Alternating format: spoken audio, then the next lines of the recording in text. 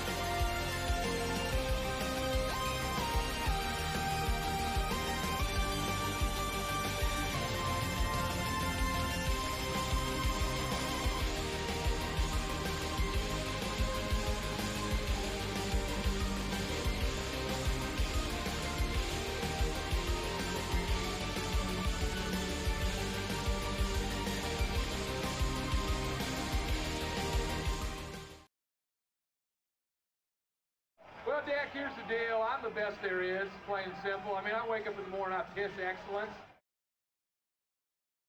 Ladies and gentlemen, boys and girls, people of Earth and other places that might be listening to podcasts, it is time. We are here on a Wednesday, and we're actually on schedule. It's been a minute since that's happened. Yeah, it's been a minute since we've been able to say we're on schedule. As you know, we are your hosts here at the House Divided Podcast. I'm Austin. He's Jordan. Hi, everybody. Oops, I need to minimize that. Jordan is still alive from Ford Field. We've been saying it a lot. He's still there, having a good time, having the time of his life. Full Sergio dip. Full Sergio dip right here at the front row at Ford Field. Yeah, I'm still here at home with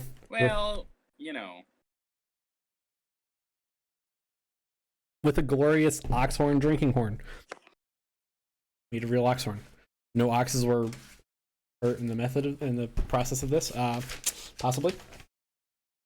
It was ethically sourced oxhorn, but that's all we got.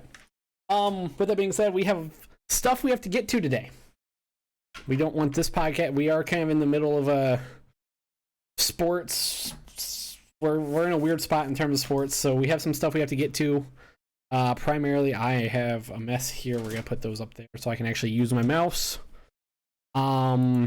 Today we have some older news we want to cover. We have a Daytona 500 recap, and we want to take a look at the NHL 1 month into the season.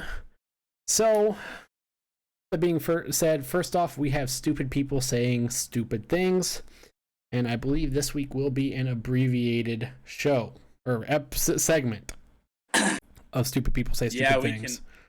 We can only hope. I say I only have like 2, so I also only have 2. Or maybe that's 3. That's what happens when we do this on time and we don't have 10 days worth of stupid to look at. Yeah, no, I only have 2. Alrighty. You want me to take my 2 stupid people say stupid things, or you want to take yours first? Can go right ahead. Okay, well, mine.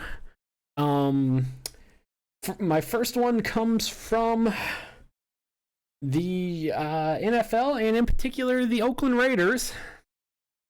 Someone who not the Oakland Raiders, the Las Vegas Raiders now. Oops.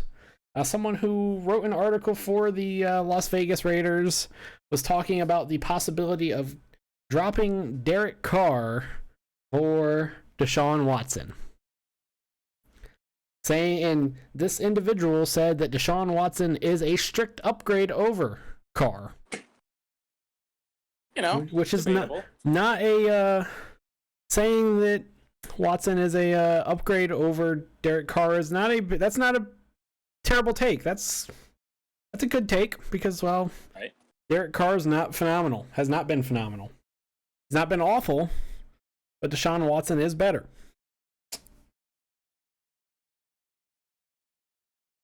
We have this individual. Here comes this individual in.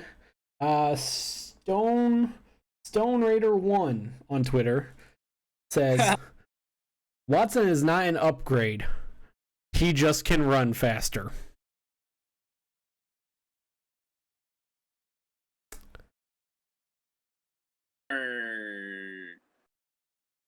Huh? Yeah. This individual says that Deshaun Watson is not an upgrade over Derek Carr. He's just faster and throws the ball better, right? Yeah.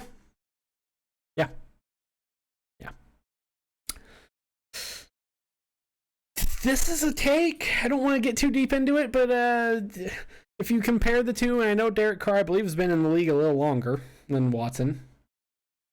Yeah. If you compare the two statistically, Watson's better. That's all I got there. And finally, this comes from Fox Football, College Football on Fox. College Football on Fox earlier this week released a graphic showing 4 and 5-star recruits going to each Big 12 school. No surprise, Texas and Oklahoma had the most 4 and 5-star recruits. and other schools in the Big 12 did not. Shocker. This one individual who is a Kansas State fan, first off, my condolences to that individual. He is not the one who said stupid things. He just made a comment saying that it was even knowing that Oklahoma has had more 4 and 5-star recruits the past handful of years than Kansas State. Made it funny that Kansas State has beaten Oklahoma in consecutive seasons. Consecutive meaning back to back. And here's where the stupid person comes in. Man goes by Derovitz on Twitter. At Derovitz on Twitter. The only people that can beat and he is an Oklahoma fan. The only people that can beat OU is OU themselves.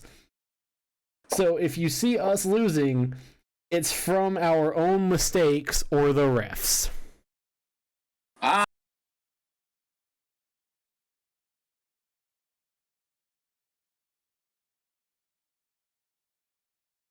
There's a couple things to dissect here. First off, the only people that can beat OU is OU themselves, and then you go on and say, if you see us losing, it's because of us or the refs. Or the refs. Or. Secondly, you can't use that when you lose to the same team back-to-back years. No, that doesn't really work, does it? Like, I'm sorry, and you're a Michigan fan, but Michigan, like, at this point, Michigan can't keep you, we're beating ourselves when we play Ohio State. Like, at what point, and this isn't even, like, just in general, not even Ohio State, Michigan, but at what point do you just say, oh, that team has our number? That team's beating us?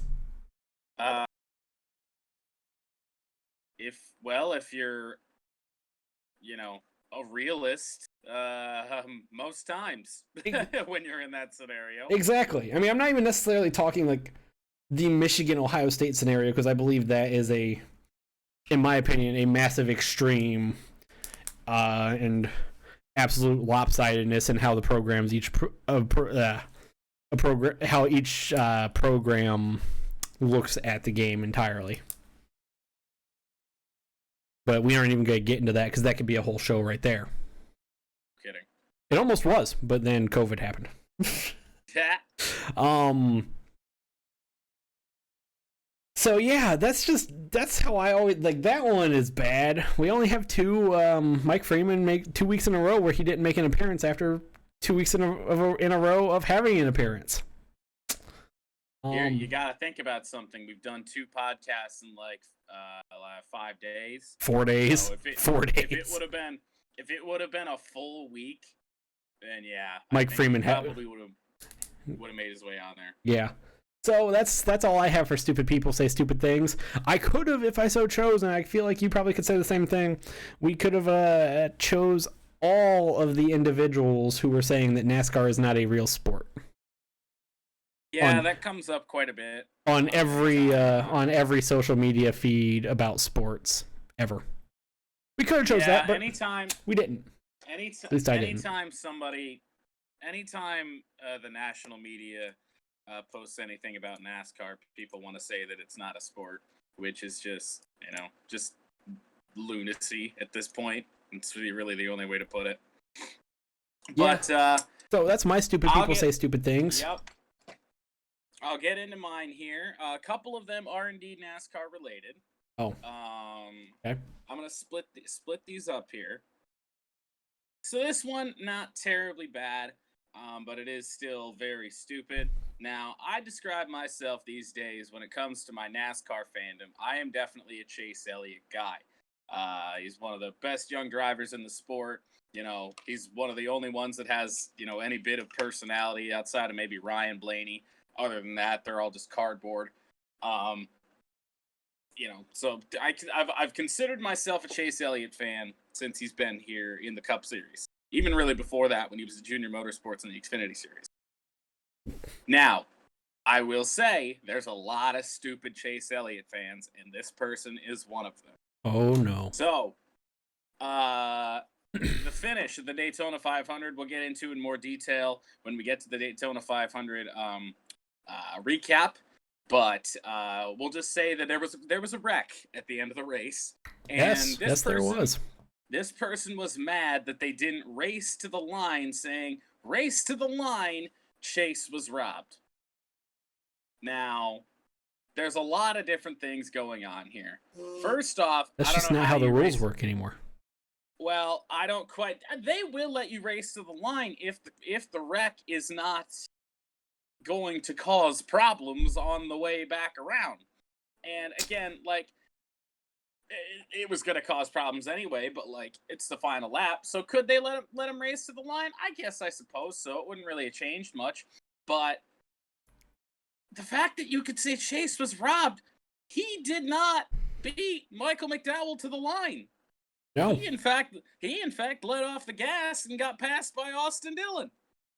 And Michael McDowell and Austin Dillon raced to the line. Now, because Chase did not drop below pace car speed of, I believe, 60 miles an hour, he is still credited with his second place finish where he was at the time of caution.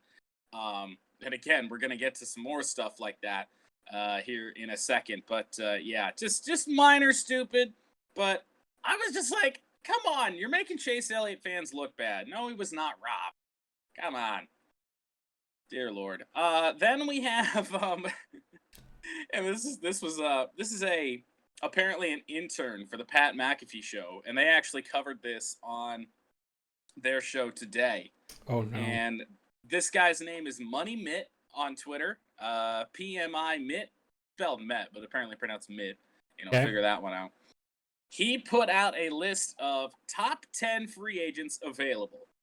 Now I'm going to read these to you. From 10 to 1. 1 is where the stupid comes in. And you can rank whatever these are. The ranking is not the issue. So at 10, we have Patrick Peterson. Okay. 9 is Melvin Ingram. 8, Shaq Barrett. 7, Joe Thunley. 6, Bud Dupree. 5, J.J. Watt. 4, Matthew Judon. 3, Justin Simmons. 2, AJ Green, and number 1, Dark Prescott. Not Dak. Dark. Now, this is 100% a typo, and it's probably an autocorrect typo, but yeah. It's still so bad. I mean, do we want to talk about the typo or the list? Not that. The list is what it is. The list is dumb, but the list wasn't terrible until JJ Watt at 5. Behind Justin Simmons and Matthew Judon, yeah. Yeah. Even AJ Green. AJ Green will be much more relevant to a team than JJ Watt. Unless you have a team that is just that poor in terms of pass rushing. Right.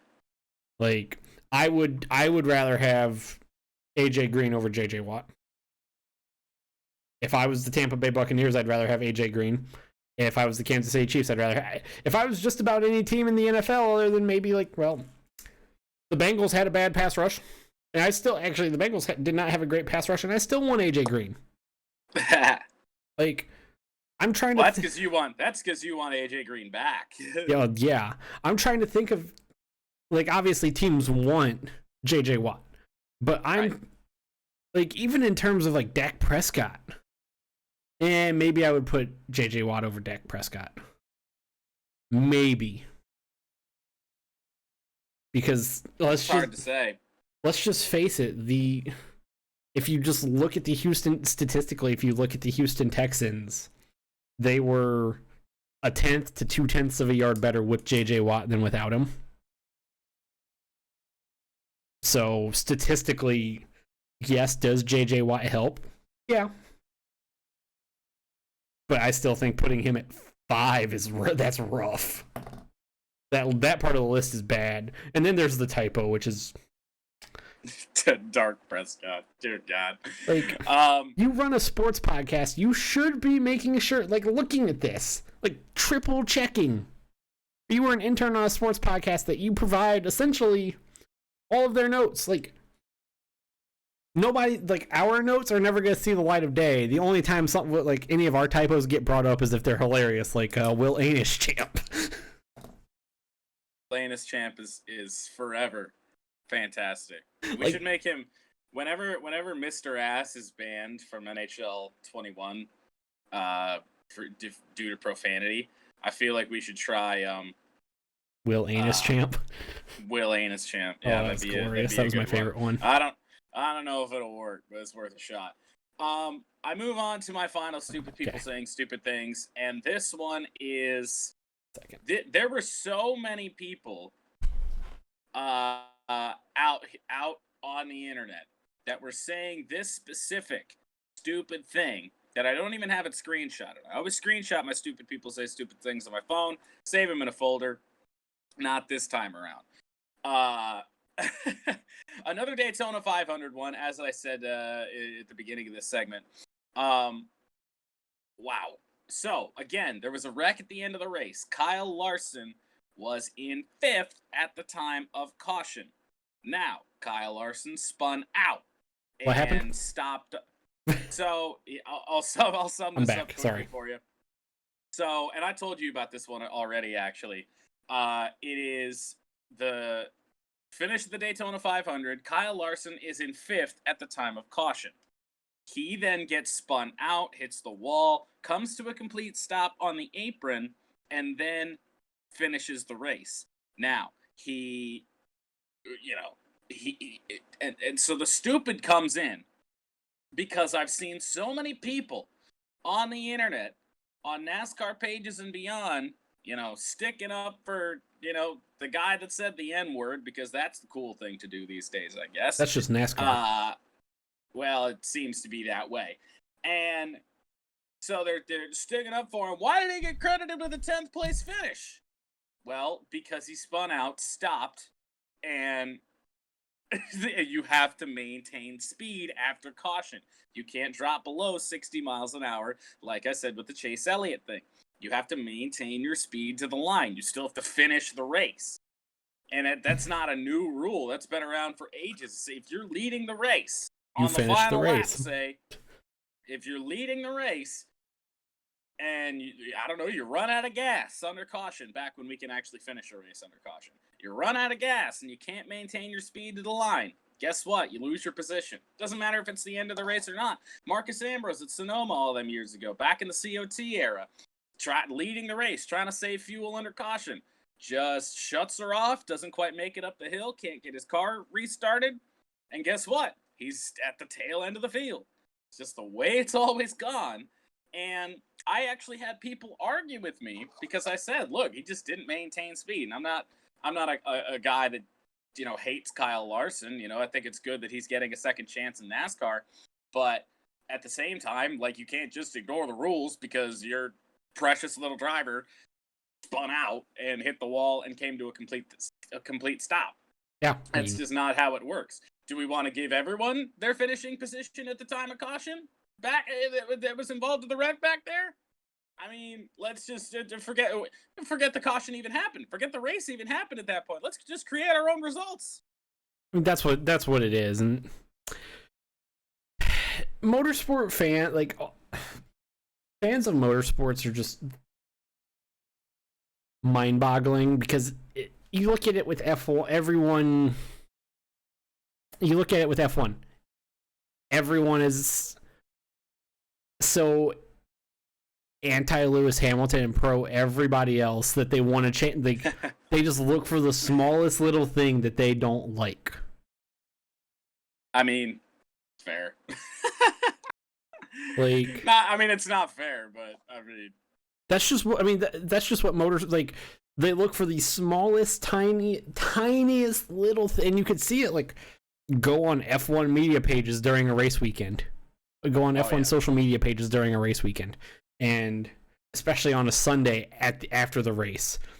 Lewis Hamilton can finish 7th. And people would still, he could not finish on the podium and people would still be upset. They would be like, he needs to be lower because Mercedes did this or he did this. And they're just coming up with something completely unrelated to the rules. Right. And it's the same thing here with Kyle Larson. They're choosing to ignore the rules, and motorsport fans are goofy, and that's why I tend not to engage with them. I watch F1 races, I watch IndyCar races, I watch some endurance races. I don't engage with any of the fans, and I'm in my own little bubble. Mm-hmm. Real quickly before we move on to the news, did you see, this is some old news as well, that I don't know if we ever actually mentioned, but Lewis Hamilton re-signing with Mercedes, which was always going to happen. Yes. Did you see my reaction to that? I probably did. I literally just said, fuck. Oh, yeah, no, I did then. Like, there were so many people who were saying they just weren't going to watch F1 this season. It's like, oh, cool. I mean, all right. Whatever. What is it with motorsports fans in general that anytime something happens that they don't like, I never watch it again before they tune into the next race? Right. I don't know. I mean, NFL fans are the same way. They were more so when the Kaepernick stuff was first really getting going. Like, that's kind of died down a little bit now, but you still have people say, I haven't watched in years, but I'm still taking the time to comment on an NFL page. NFL, they're NFL. Same with college football. Like, there's always fans like that. Now, granted, in motorsports, it seems way larger than it does in any other sport. Especially NASCAR, you know, they banned the flag of the traitors, and they can't wave their Confederate flags at the track anymore, and you know, that pissed off the selection of tiny dick individuals who need a flag to feel relevant. People who like to drink Natty Light, drink 1,000. All right. All right, though. The news. Let's get on to the news. That's the shortest stupid people say stupid things I think we might have ever had. Definitely this season. So I will lead us through the news because you're going to be leading us through the Daytona 500 recap. We will get to why you will be leading us through the Daytona 500 recap in a few minutes, other than I just didn't watch the Daytona 500 because I was ice fishing all day. So the news this week, we're going to start off with some old news from the NCAA transfer portal.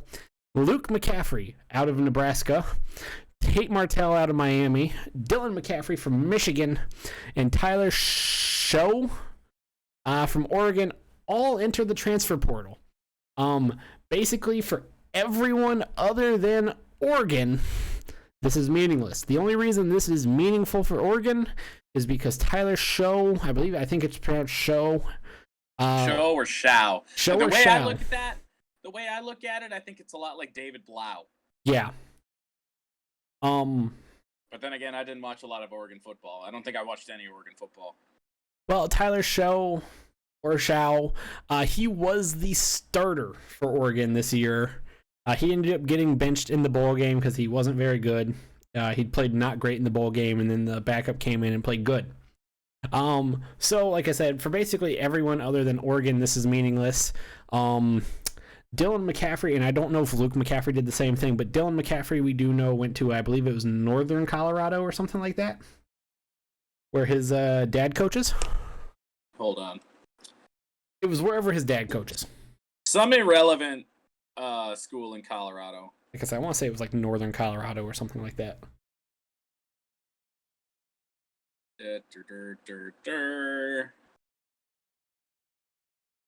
Northern Colorado. Where his dad coaches. Yes. Now, anything on any of this? I know when this news first broke, you had thought Dylan McCaffrey had already entered the transfer portal. Well, he had announced he was going to transfer. I don't know if he entered the portal when. I guess he didn't enter the portal when that happened, but he had announced he was going to transfer when he didn't win the starting job over Joe Milton. And then he opted out, and then he opted out and said he was going to transfer, which is unfortunate. I think Dylan McCaffrey is better than Joe Milton. I thought that, all this last year. I thought when Dylan McCaffrey was in the game, for Michigan in 2019, I thought he was pretty darn good. They went with Joe Milton. Joe Milton was really bad. And it's going to cost him Dylan McCaffrey, so that's unfortunate. But he does only have a couple of years of eligibility left at this point, maybe even just one or two. I don't know. Oh yeah, he played at least 2 seasons for Michigan. I think he might have 2. Yeah, because he redshirted. But yeah, Dylan McCaffrey. Yeah, he said he was going to transfer before the college football season even started. Okay. Now, I will say Tate Martell, because he is a former Ohio State player, I hope he goes somewhere where he can actually play, even if it's not even quarterback. The kid had potential, but he just hasn't been able to find a home. Yeah, Tate Martell is now transferred twice. So I will say, I don't want to get too deep into this. Tate Martell was an Urban Meyer guy. Tate Martell was very much an Urban Meyer guy, and then when Ryan Day got the head coaching job, Dwayne Haskins was much more of Ryan Day's project. Even though Dwayne Haskins was an Urban Meyer recruit, he was much more of Ryan Day's project. And then Justin Fields came in, and even though it wasn't a direct recruit of Ryan Day, Justin Fields was his guy. So Tate Martell decided to bounce because Urban Meyer was no longer there. And then he went to Miami and just wasn't a fit there because Miami already had a quarterback that they wanted and tried playing receiver. And didn't work out. I hope he can go somewhere where it works out for him. That's really it there with the transfer portal, because I don't really know what's going on with Luke McCaffrey over at Nebraska. Right, I don't know where he's going. Let me look that up, and you can get into the next bit. Okay. The next little bit, Mark Cuban, who is, I believe, right off to my right. I think he's in the middle. Yeah, in the middle, right off to my right. He's in the middle of the screen, yeah. Yeah. We know what he looks like. Yeah. He has announced that the Dallas Mavericks will not be playing the national anthem before home games for, who knows? Might not be playing them for home games before this season, for the rest of this season, because there's no fans. Might not be doing it ever again. Who knows? Well, so a couple things on this that definitely need to be mentioned. The Mavericks have not been playing the anthem all season long, and it just got noticed. Yeah. And he was asked about it, and he said we weren't playing it. The NBA has since issued a statement saying they are requiring all teams to play the anthem. I don't know if the Mavericks have complied with that, because then again, I don't watch Dallas Mavericks games. There's no reason to. There's no fans. Doncic, and there's no fans. And I really don't think there's a point in playing the national anthem when you don't have any fans in there, period. Because it doesn't get shown on TV anyway. And forcing a team to play the national anthem, I think, is a bit bizarre, because at the end of the day, and somebody made a great point, I think. All about a lot of people said this. It is, but a lot of people said, like, what do you, like, because there were a lot of people that complained about this, I'm a military veteran, we need to play the anthem, and I'm just like, okay, calm down. Do you play the national anthem every time before you go to work every day? Yeah, that's what it comes down to. And a lot of people don't seem to get, just to stay on this for just a couple more seconds, the playing of the national anthem before every sports event is for the most part, outside of baseball, is a rather new thing. That the NFL, like with the NFL, they're getting money from the Department of Justice. The NBA is getting money from, like, both the NFL and the NBA are getting money from the government to do it. Like, it's new. It's not some long-standing thing that has been happening forever. It started happening like 15 years ago, 20 years ago. Like, it's not this long-standing thing. I don't know. I just think we should let teams do what they want. They don't want to play it. They shouldn't have to. Now moving on to some actual important news from the world of football. Both Patrick Mahomes and Tom Brady, who are flanking Jordan and I to our left and right, or well, kind of below us, I should say, will be getting surgery this offseason. Patrick Mahomes, I believe, is having surgery on one of his feet. And good old Tom Brady is going to be getting knee surgery once he is finally sober again. When that will be? Yeah, I don't think he's sober yet. No. He was wobbling. He was, yeah. I wonder if he was wobbling because of the knee or because of the booze. Maybe both. Or the fact that he was on a boat. Yeah. I saw some people suggest that he wasn't drunk and he just didn't have his sea legs or something like that, because there were videos of him after the fact where he had no issues walking. I am going to choose to believe that Tom Brady was plastered. I'm gonna say Tom Brady was plastered. I hope he was. I'm sure there was a bit of both. Let's be honest. Because if let's be honest, not everybody is like me and they grew up on boats. Tom Brady, I'm gonna go out on a limb and say he has not been on a boat that drunk in a long time. Well, yeah, I guess. I mean, from what I can tell, he just bought that boat for $2 million. Yeah. So I'm guessing Tom Brady doesn't spend a lot of time on boats in the first place. So probably not. Could be a bit of both. Before we get into the Tom Brady scenario, I want to know what is going on with Patrick Mahomes' toe that he needs surgery on it. Yeah, that's an interesting one. Not a lot going on down there that you think you would need surgery on, but in terms of toes, like, unless it's completely shattered at the broken at the joint itself, like if it's just a regular break, they're like they give you painkillers and say, wait a few weeks. They'll be fine in 7 weeks. Unless there's something actually at the joint itself or the toe where one of his toes meets its foot. Right. So that's interesting. I am currently I'm gonna look up this Patrick Mahomes injury stuff.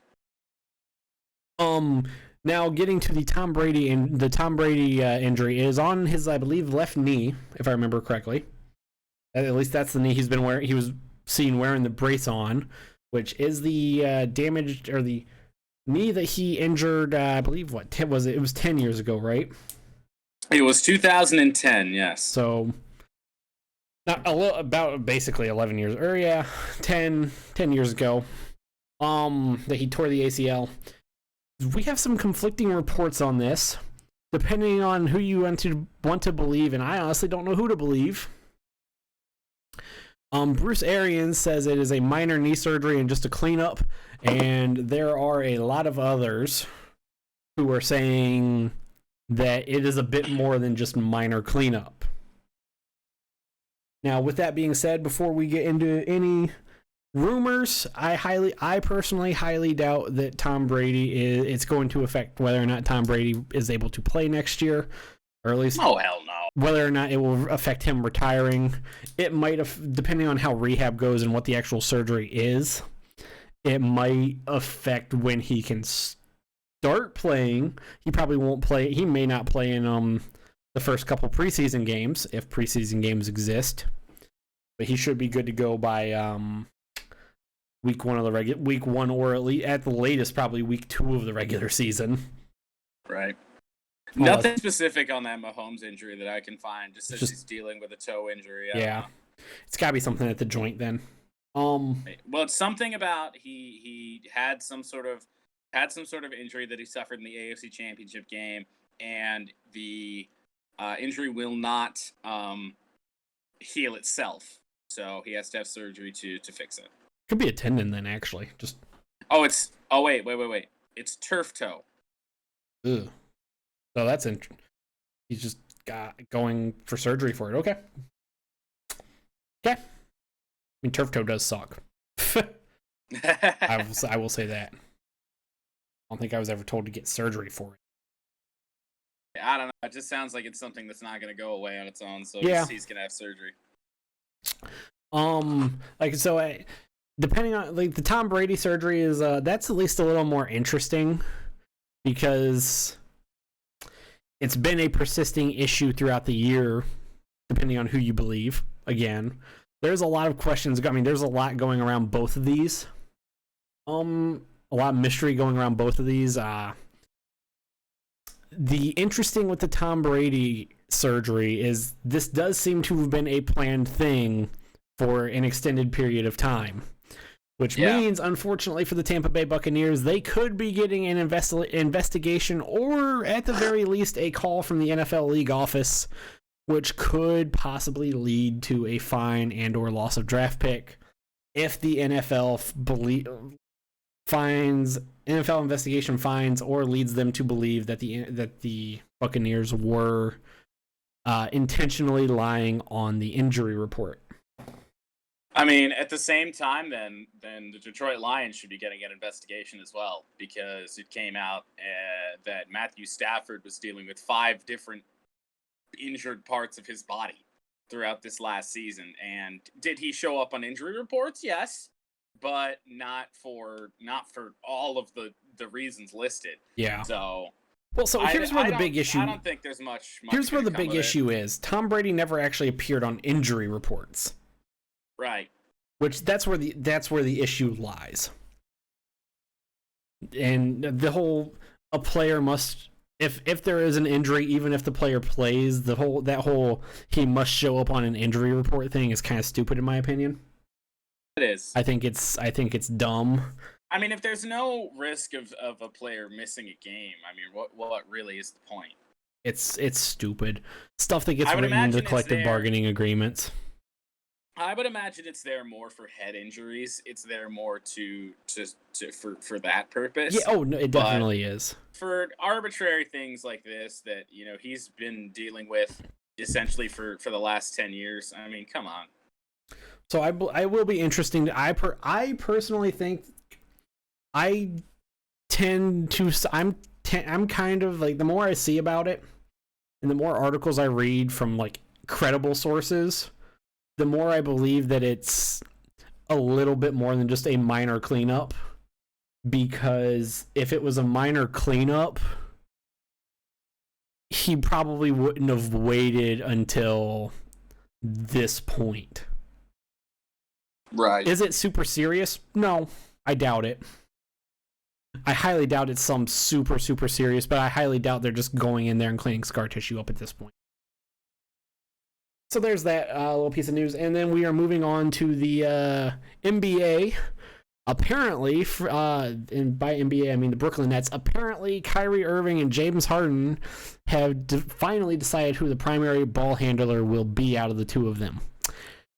It's James Harden. It worked for him the other night because James Harden led him to a comeback over Phoenix, I believe it was. So let me see who it was. I think it was... let's see. Yeah, Phoenix. James Harden after Kyrie or at least the news of this broke on, I believe, Sunday or Monday. I think it was Monday. The news broke that Kyrie and James Harden had this discussion, and then last night it apparently worked because James Harden led him let him on a comeback to beat the Phoenix Suns. So apparently, and now I will say, Kyrie did score more points yesterday, but yeah, down the stretch it was a lot of James Harden. He hit the game winner yesterday. Yeah. So not all that shocking. So this might be working for him. It might, believe it or not, because this whole scenario with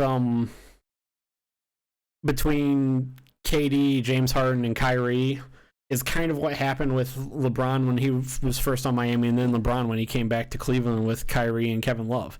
Is they get in those kind of scenarios, well, who are we giving the ball to? And you just need someone to step in and have a conversation and be like, this is who's getting the ball, this is you're getting the ball, you're primary ball handler, you're doing all this. And so it'll be interesting to see if that keeps working out for him. Moving on to the world of Formula One. The Red Bull F1 team signs a deal to run to use Honda engines in their cars until 2025. Thoughts? That's good. I'm a Red Bull guy when it comes to F1. Even after Daniel Ricciardo left, he's my favorite driver, but I still do love Red Bull. Yeah, Honda seems to be the best option for Red Bull at the moment. We all know that Renault and their engines did not do what what Red Bull had envisioned, and the Switch seems to be a good one so far. That's that. Right. Is it a massive deal? No, it's not. Like, Red Bull's not going to be your Mercedes team ever. Like, that's just not going to happen. So you literally look at your options, and you have Honda, which still puts engines into the sport for whatever reason, and Ferrari or Renault. Ferrari or Renault, and that's pretty much it. Yeah. So I'll definitely, out of the options, McLaren Red Bull has probably the best one. Does McLaren get for engines? Mercedes. Okay. They had Renault up until a couple of years ago. They just switched to Mercedes. Okay. So yeah, I think, because let's be honest, I highly doubt with where Red Bull is right now, I highly doubt they're going to be getting Ferrari engines, and they're never going to get a Mercedes engine. I would imagine not, and I would imagine they don't really want them either, because you look at right now with the status of Ferrari, the state of Ferrari, that Red Bull really is Mercedes' biggest rival. Yeah. So that ain't ever gonna happen. So especially because the next biggest team they got is McLaren. I mean, if we're all just running the same engines, I mean, what's even the point? Yeah. Then we get into NASCAR essentially. Right. Well, because there's just no scenario where they'll ever run Mercedes engines. To keep it simply, it's just not a thing that's going to happen. Yeah. Watch it happen in 2026, and we are just completely wrong. But right now, I would say that's not a possibility whatsoever. So I think the good thing with that is that some other team, they get the leftover stuff from Mercedes, Ferrari, guys like that, or teams like that, and but Red Bull gets brand new Honda engines. Brand new engines whenever they need them. Because are they the only team? Are they the only team running Honda? Well, outside of AlphaTauri, which is Red Bull Junior, but yeah. Yep. No, both the Red Bull affiliated teams run Honda, but that's it. Okay, that's what I thought. Alrighty, so moving on to some news that we can file into funny. I don't want to say funny, just strange. Bizarre, yeah. Bizarre. Olympic swimmer Scott Miller, who I forgot to do this earlier, so I gotta do it real quick right now. Of course, is not Scotty Miller, whose name I forgot on the Super Bowl preview, who's the Tampa Bay Buccaneers wide receiver that had that long touchdown at the end of the first half against Green Bay. Right. Scotty Miller, not the same guy as Scott Miller, the Olympic swimmer. Olympic swimmer Scott Miller. Hang on a second. Wikipedia is not helpful. No, it usually isn't. There we go. Who is now 45, by the way, and won a silver and bronze medal in the 1996 Olympics. Scott Miller, out of Australia, was caught and arrested for running a drug syndicate in Australia. Yes. And just a little bit more on this. The Australian police seized nearly $2 million worth of methamphetamine connected to him. Whoa. There was one individual an unnamed 47-year-old male or man who was also arrested along with him. But yeah,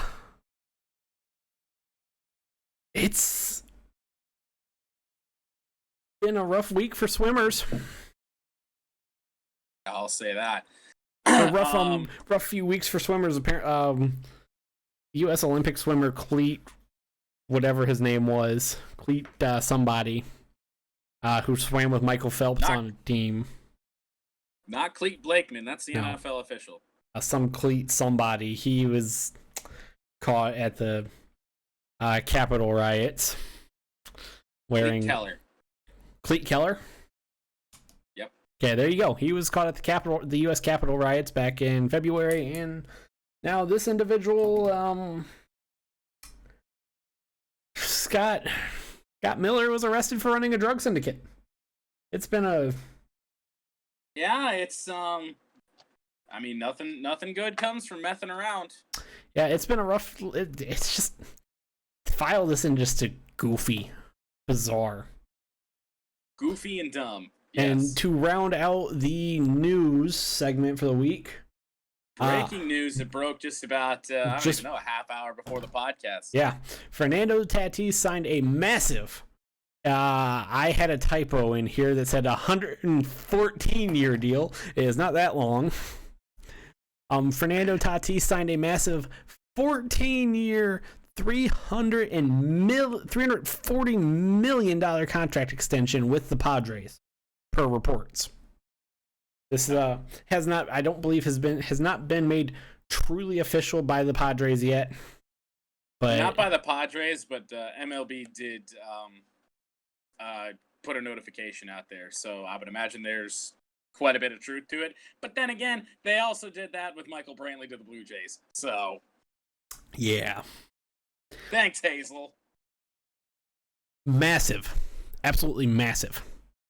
Third largest contract in the history of baseball. I mean, 14 years, $340 million. I mean, that essentially means he's a Padre for life. Yeah. Because first off, unless you're going to trade him in the next couple of years, you ain't trading that deal. No. There's about two teams in the entire sport. I would say the Dodgers, who ain't got to trade him to the Dodgers, and the Yankees, who would be willing to take on that sort of deal. Yeah. Huge. That deal is massive, and I don't even think he's hit his prime yet. Fernando Tatis Jr. is so good, and he's going to be really the one of the biggest parts of the Padres, and them chasing the World Series. And man, I think they got a good shot to get there. Of course, they got to go through the Dodgers. I mean, how unfortunate is it really that we really have two super teams in baseball, the Dodgers and the Padres, and not only are they in the same league, but they're in the same division. Right. Now, at the same token, that doesn't mean they get to play each other a lot. We can see a lot of games that could be on ESPN. I would imagine a ton of them are, and we could be setting ourselves up for a great rivalry, I think, there. Yeah, all I'm going to say on this, other than wow, is Fernando Tatis can tattoo a ball. Yeah, he can tattoo a ball. He plays great shortstop. I mean, the guy's he's good at everything. It's unbelievable. I mean, a lot of people thought that this is going to be like, you thought last year was good for him, but 2020 was like an even more breakout year. You thought he broke out a year ago, and now he had even better season. I mean, if you're San Diego, you got to lock a guy like that up, especially in Major League Baseball with no salary cap. If you're willing to pay out these big old deals, then get it done. I mean, locking him up was a big thing for them, and it means so much to that team. It really does. Tatis and Machado, and now that strong pitching rotation and everything. I mean, those are going to be some fun games to watch if you're just a baseball fan next year. Padres and Dodgers, really just watching the Padres in general. I think they're exciting. Well, with that being said, that is the news. So we will move on to the Daytona 500 recap. Jordan will lead us through this because, well, I was ice fishing all day, and I still could have got home and watched pretty much the entire race. And we'll get to why that was if you didn't watch it and you don't already know. So the race started at 2:30 p.m. We ran 14 laps, and it was an eventful 14 laps. Now, real quick, for people who don't watch NASCAR, 14 laps in F1 is like a good chunk of the race usually. So that's about a quarter of the race. It's a quarter of the race. A fifth of the race sometimes. No, Daytona 500. It's a 2.5 mile track. We run 200 laps. Yeah. 2.5 miles in under 50 seconds when you're running in a pack and things like that. So in other words, 14 laps in NASCAR, and not just Daytona, but in NASCAR in general, 14 laps is not a lot compared to F1. We had hardly made a dent into stage number 1. Like, yes. Stage 1 was just getting started. It felt like we had we essentially did have we had 50 of 60 some laps still to go when the race restarted. And I gotta refill stage number 1. My horn here. Yeah.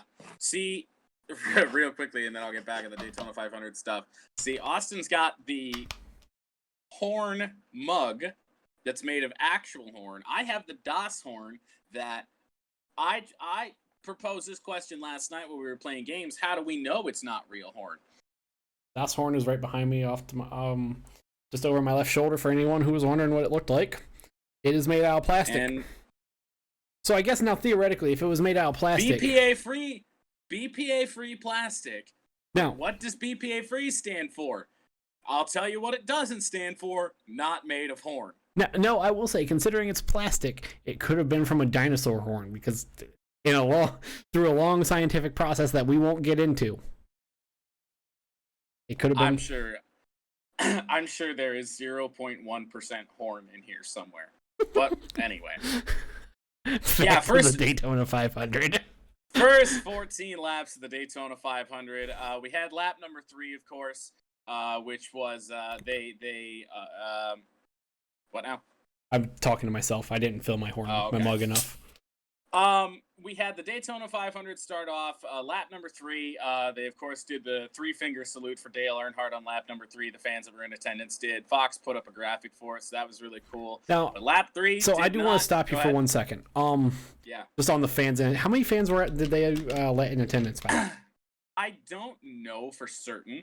I was not really paying attention to the amount of fans that were there in the first couple laps, and by the time that the race got started going again, a lot of them I don't think were there.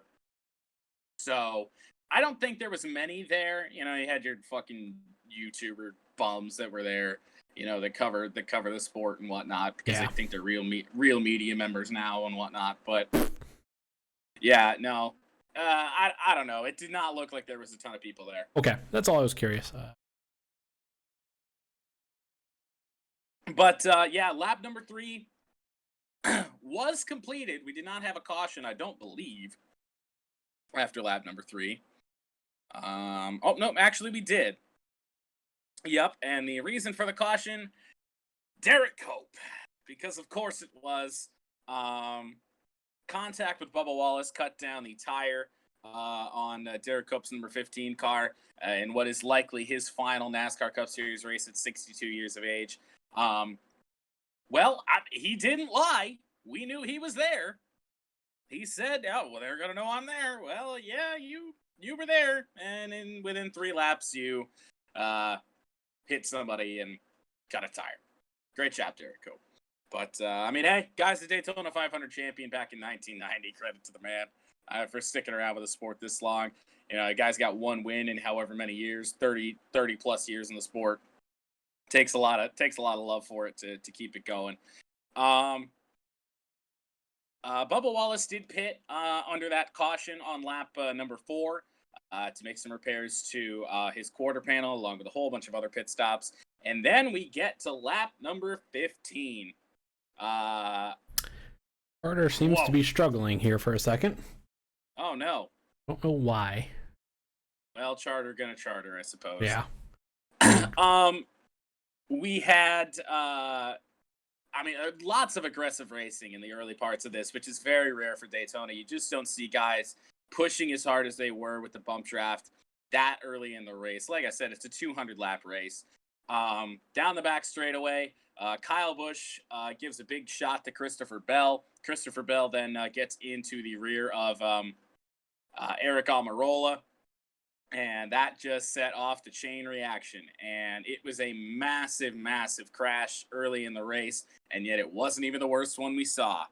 It got involved in the wreck were Kurt Busch, Ryan Newman, Tyler Reddick, Almirola, Ryan Blaney, Chris Buescher, Martin Truex Jr., Christopher Bell, who took no damage from any of that, Matt DiBenedetto, Joey Logano was involved. I'm going to stop you for 1 second.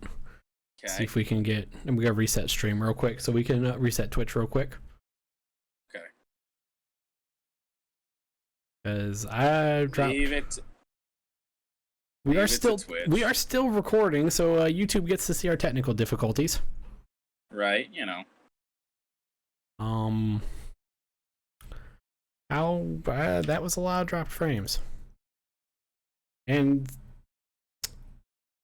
Twitch is still not finished stop stream. Come on. There you go. Success. Took forever to stop stream. That was a pain in the ass. That's how you know the drop frames are bad. Close that. Don't need that. Okay. Connecting. The fuck is up with? I mean, clearly it can't be too bad. We're still here in Discord. Right. I am amazed as I don't really understand what happened there. Can I access the specified channel or stream key? Please check. We're gonna try that one more time. Oh, hey, we're back. Maybe. Are we back? Is Twitch having a struggle? Temporary Twitch death. Yeah. Well. Let's see something here. We'll see if this wants to settle itself out real quick here, and then if not, we will just keep recording doing the podcast in terms of recording style and upload it everywhere else later. All right. Yeah, we may have to do that. Because I don't know what is up with Twitch. Stream server. Stop stream. Yes, I know. There you go.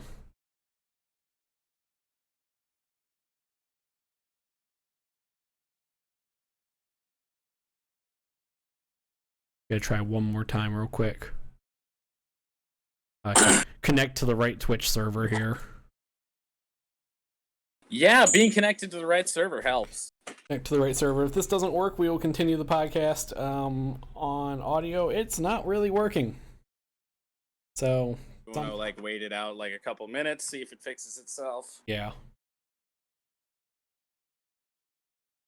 I know most times when you drop frames because Charter's bad, that's usually what happened in my experience. Yeah. It does its thing for a little bit, and then that was an occurrence. That was. It's been a while. I don't miss that struggle. Yeah, well, for those of you here on YouTube, we are going to take a short technical break. We're still going to keep this recording. We're just going to sit and try and let things get fixed. I don't really understand what went wrong there, because this is the first time we've had this technical issue. Charter rectum, gonna charter rectum. Yeah. Charter rectum. Gonna do some things to see if there's anything going on.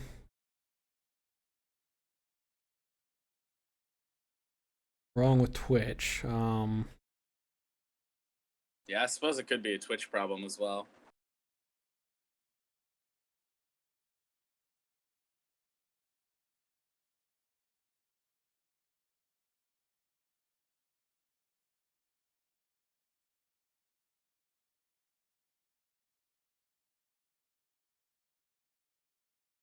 Maple Leafs won, Blackhawks won. I just need the Flames to win. Will that happen? It's hard to say. Oh, they're down 1-0 already. Oh. Well, I guess this is a good time of any while we are in a technical difficulty break. I'm gonna get up. I will be back in a moment. Is the stream still doing its thing? So like maybe like when you get back, like I will restart it. That way, maybe when I get it'll be working. I would say I still have it recorded. Okay. That's going. We'll see what happens. I will be back. all right.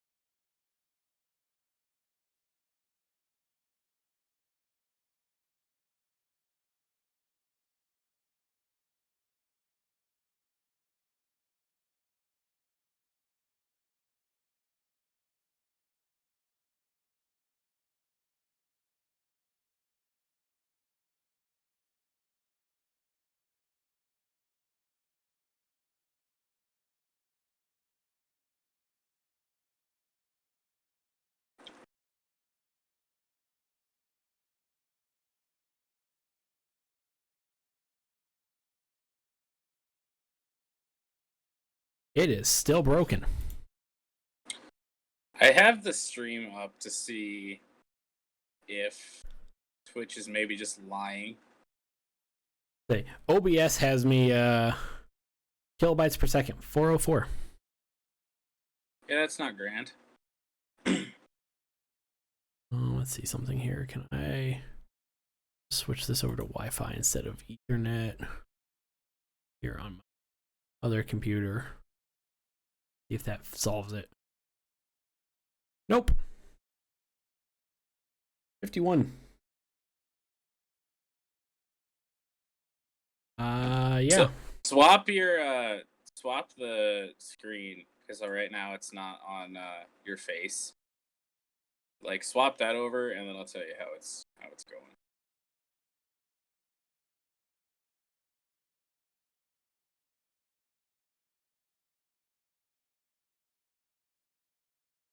Whenever Twitch latency does its thing. Right. I saw your shadow. I know you came back. That looks decent, but I can currently not see you. This is the first time we've had technical difficulties during a podcast. Right? I know. Normally they happen before. This is a first.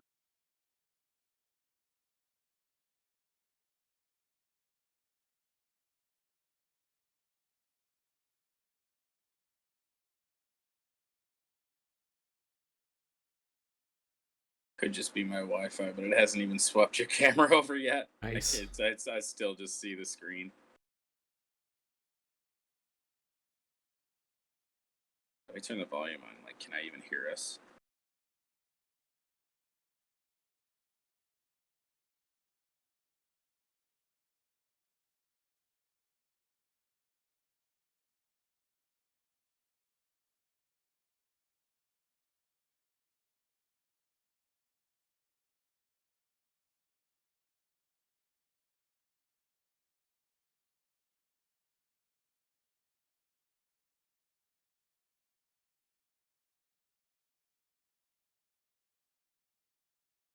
Yeah, I think our podcast may be broke. Let's see what OBS is. OBS still has me at 50 kilobytes per second. So not ideal, is what you're telling me. No, so Well, we can just cancel the stream bit. yeah, just keep recording because we're already almost done with the podcast. Yeah, for real, because the NHL stuff isn't going to take very long. Yeah, we're pretty much halfway through the podcast, so we may as well just finish out on recording, and then we'll just upload it to both Twitch and as a VOD to Twitch, and upload it to YouTube. Right. Let me pull my NASCAR stuff back up. Because, like I said, we're already an hour and 10 minutes in. I don't want to have to. I don't want to have to completely redo the podcast. Right. That'd be no good. Alrighty. For everybody watching on YouTube and watching this later as a Twitch VOD, we do apologize for those technical difficulties. We had something happened with Twitch, at least. I don't know what happened. Right. But we're back. Thank you for bearing with us. This is the first time we've actually had that technical difficulty occur. Let me minimize this. Jordan, you want to say something? Words. Okay, everything works, at least in terms of recording. So, go ahead, take it away. Back with NASCAR, I don't remember where you left off at. I was going through the cars that were in the massive crash on lap number 15. And you know, it's fitting that we had a bit of a delay that we'll get to in a second when it comes to the race. But anyway, the cars involved in the wreck, Kurt Busch, Ryan Newman, Tyler Reddick, Eric Almirola, Ryan Blaney, Chris Buescher, Martin Truex Jr., Christopher Bell, Matt DiBenedetto, Joey Logano, William Byron, who actually caught a bit of air in all that nonsense, got hit right in the left rear wheel, and for whatever reason, when he was coming down the banking, that kind of popped his car up on two wheels. Didn't flip over, so that's good. The 36 of Anthony Alfredo, the 38 of David Reagan, Eric Jones in the 43, Alex Bowman. Rough speed weeks for him, man. Outside of winning the pole, had the issues in the duels and then crashed on lap 15. The 77 of Jamie McMurray, I almost forgot, the one-off for Jamie McMurray in the 77, and the 99 of Daniel Suarez. So a lot of those cars were out of the race very early on. A lot of cars couldn't get back in the race due to the stupid fucking damaged vehicle policy. Oh, you're in a wreck. We're going to give you 6 minutes to repair it, and that time that's not just in your pit box. It's as soon as you enter pit road, you got 6 minutes. Absolute bullshit. Can we just get rid of the damaged vehicle policy? Get it away. Literally. I have a question on the damage. Is that like a new thing? It is relatively new. I think okay. We've been at it for 4 or 5 years. And, you know, they don't want cars running out there that, you know, don't have no front end. You know, we're just running out there, running slow. I'd rather have it be that way. Like, the fact that you can go back to the garage and fix your car, and you used to always be able to do that. And then all of a sudden now, these days, you just can't. And it's really unfortunate. Yeah, why not? Why? I just don't get that. Like, it's not like F1 where... And again, majority of my motorsport experience does come from F1 for anyone watching. It's not like F1 where if you get in a wreck, your car gets in a wreck, it is destroyed. Like, in an F1, if a F1 car or an Indy car for that matter gets in a wreck, it is destroyed. You're scrapped. No, for the most part, that's how NASCAR is as well. You know, cars that are involved in wrecks, most time they're really messed up. You know, you're not going to be going as fast as the rest of the guys, but you can still get out there and you can still get points. It's not like F1 where only the top 10 positions are point scoring. Any points you can get are valuable, especially to those drivers maybe on the cusp of things, you know, trying to get into the playoffs. That's where, you know, I just have an issue with it. I mean, 6 minutes to repair the damage of a crash is just ridiculous. I've never liked it. I didn't like it when they introduced it, but then again, I'm not going to be like, I'm never watching NASCAR again. Yeah. Because of it.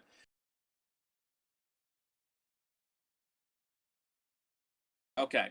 So then, minder, that caution happened on lap 15. On lap 16, we have a red flag for lightning and rain, and yeah, that completely derailed the Daytona 500. Only 16 laps in, red flag is put out. Lap 17, everybody is in the pits. Actually, I don't think they even made it to lap 17. It was red flagged on lap 16. They brought everyone in. Wow, a 5-minute and 40-second rain delay after the lightning and rain at 3:28 p.m. Not even so. I guess when I said the race started at 2:30, that's when it was scheduled to start, but it didn't really. It didn't really start then. I mean, 5 hour rain delay, not 5 minute. Not 5 minutes, but no. Yeah. Yeah. 5.5 hours. Minutes, So hours. Right. Just things. Words are hard. Yeah. I'm sure you understand. Yeah. They're difficult. So, continue. I just want to make sure that there wasn't 2. Yes. So we get back going after a 5 hour, not minute, and 5 hour, 40-minute red flag for rain. Get back going at 9 p.m. And then we didn't have any rain problems the rest of the way. Small caution late, about midway actually through stage number 1. Quinn Half cut a tire, spun into the wall. He actually ran over the bumper cover of the 24 of William Byron, who honestly should not have been allowed to be out on track. I believe he got black flagged, but not before a big piece of sheet metal had already fallen off that 24 machine. So unfortunate for Quinn Half. These Daytona races, these super speedway races are, a good chance for those smaller teams to get good finishes, get some more money into their program. And Quinn Half just had a rough go of it. Stage number 1 went to Denny Hamlin. No surprise. He was great, really all day. Stage number 2, we still saw those Toyotas out front, but it was Christopher Bell, who I accidentally placed a $50 bet on to win the Daytona 500, who was leading for the majority up until the pits and the pit cycle and all that. Christopher Bell then cut a tire late in stage number 2. Actually, I believe it in the early part of stage number 3. And that was unfortunate for me. I was wondering what happened to him because I was like, so all of a sudden he's in the back. He's not making up any ground. Yeah, he cut a tire in the middle of the corner, got into the wall, got into another car. Car was pretty dinged up. Stage number 2 is pretty uneventful for the most part. Denny Hamlin won stage 2 again. So two playoff points there for Denny Hamlin, because let's be honest, we know he's going to make it into the chase, so those are going to add up. And then stage number 3 happened. Now, stage number 3, not a lot of racing occurred. A lot of single file up at the top of the track. A lot of things went on from there. Not a lot of things went on from there. Up until we made it to pit stops. Denny Hamlin was controlling the race. The Toyotas were controlling the race. And then the green flag pit stops. And why Toyota, all of their teams decide to pit on all together when they only had 4 of their cars in the entire race, I will never understand.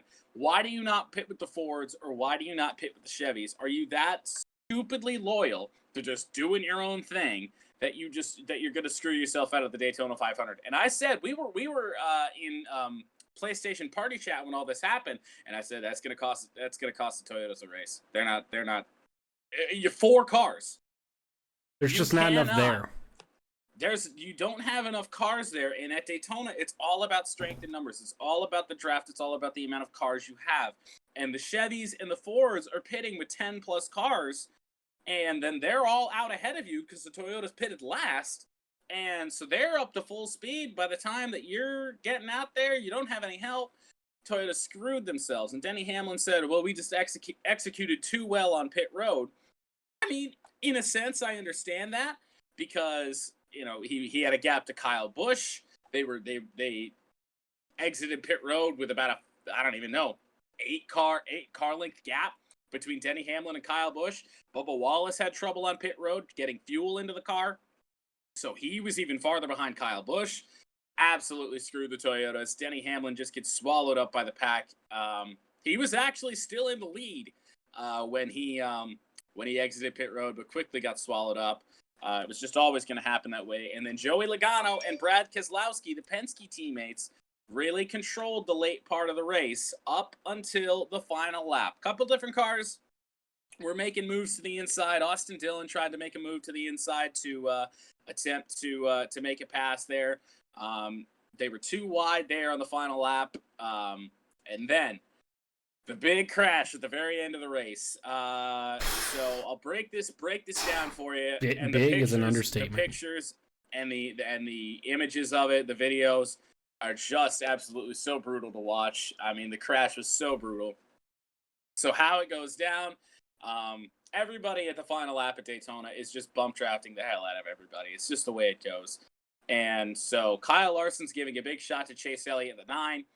Chase Elliott's giving a big shot to Michael McDowell in third spot. And Chase Elliott's giving McDowell a huge push. So he pushes him up to Brad Keselowski in second. Brad sees the run, knows he has the run, makes the move to the inside, and Joey Logano comes down and blocks him, takes out both him and his teammate in the 2, Brad Keselowski. McDowell makes it through, and the caution comes out in turn 4 before we even make it to the checkered flag. Michael McDowell, 300 and I don't even know, 50 plus starts in the Cup Series, had never won a race. And he is now not only a NASCAR Cup Series race winner, but a Daytona 500 champion. And you can say this is a fluke all you want.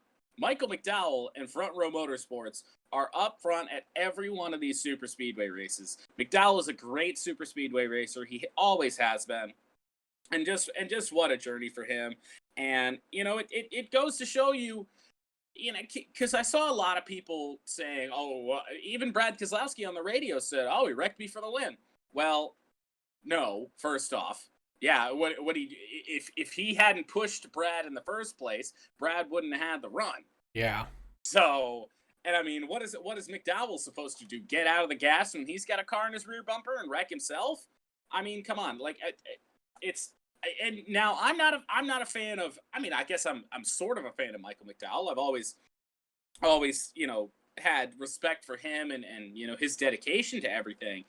But I'm not a fan of the Penske guys either. So I feel like my opinion is truly unbiased on this, and I can watch that replay and say, look, you know, it's the final lap at Daytona. Everybody's pushing everybody, and McDowell gets to the 2 and he bumps the 2. Before the wreck happens. Like, he's pushing the 2, and Brad made the move to the inside. Logano comes down to block. Wrecks both of them and a whole bunch of other cars. I mean, that wreck was just... It's hard to watch. It's one of the hardest crashes to watch a replay of, I think, that I can remember in recent memory. That was brutal. Just, like, seeing the pictures, and I've seen some highlights on ESPN, and... Whew. Like... Whew. So... If you haven't seen the pictures, let me do my best to describe this. Fireball. Brad Keselowski, it is a fireball because Brad Keselowski gets turned. He goes rear end of the car straight into the fence. It actually got airborne, and the entire back half of the car, which is where the fuel cell is, gets ripped off. All the fuel with the hot cars just erupts into flames. It was just so terrifying, and everyone gets out okay, but oh my goodness, it's still terrible. A lot of destruction. That's a really, really bad wreck. But again, I mean, I don't know what you expect Michael McDowell to do.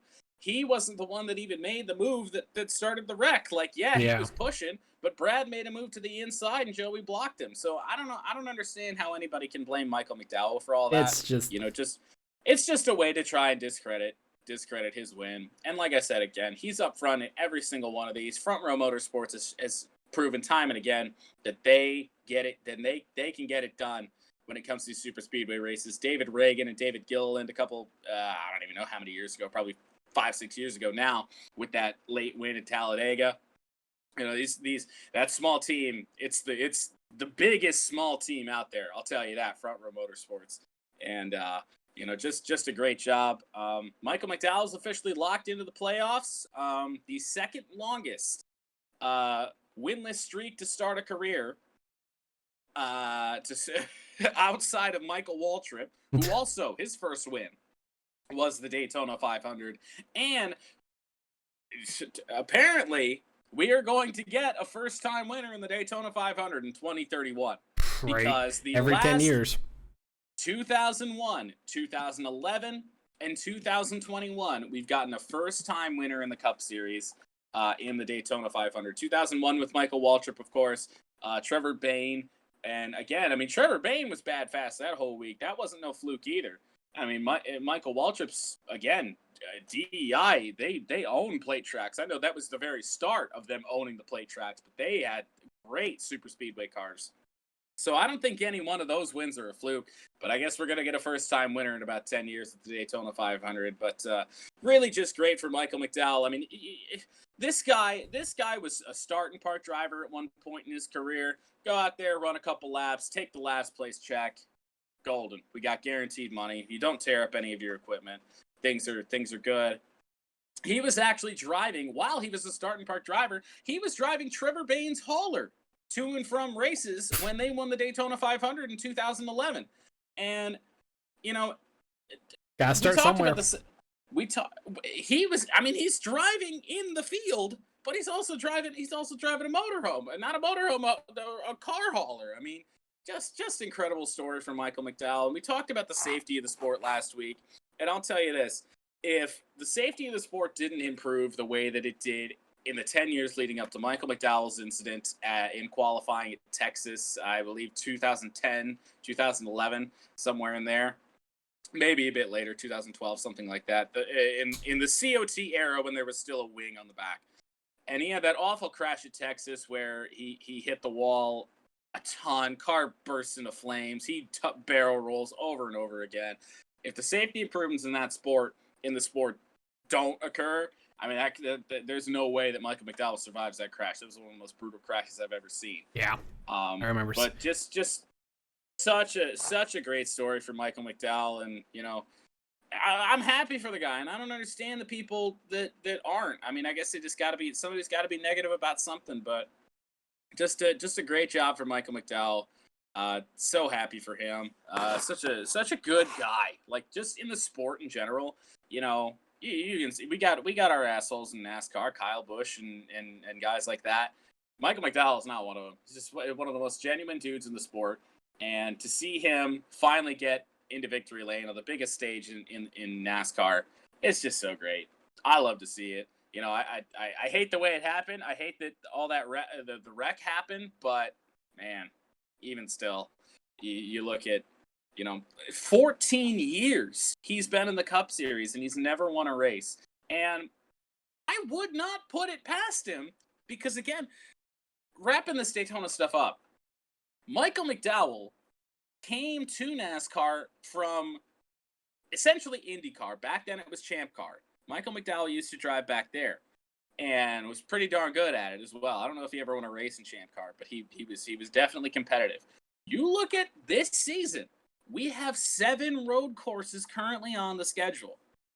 Michael McDowell is an outstanding road racer. If they can put the car together to have him he's up front at road races most of the time. It's just full driver skill, getting the most out of that car. I wouldn't put it past him to go out and compete maybe for another win. Not at all. I don't think it's that much of a fluke. And then you look at the playoffs, and I believe the Roval is in round number 1. So he's already locked into the playoffs. Now, I don't expect Michael McDowell to advance past round 1. It's just, the team, Front Row Motorsports in its current state, probably just not going to have enough.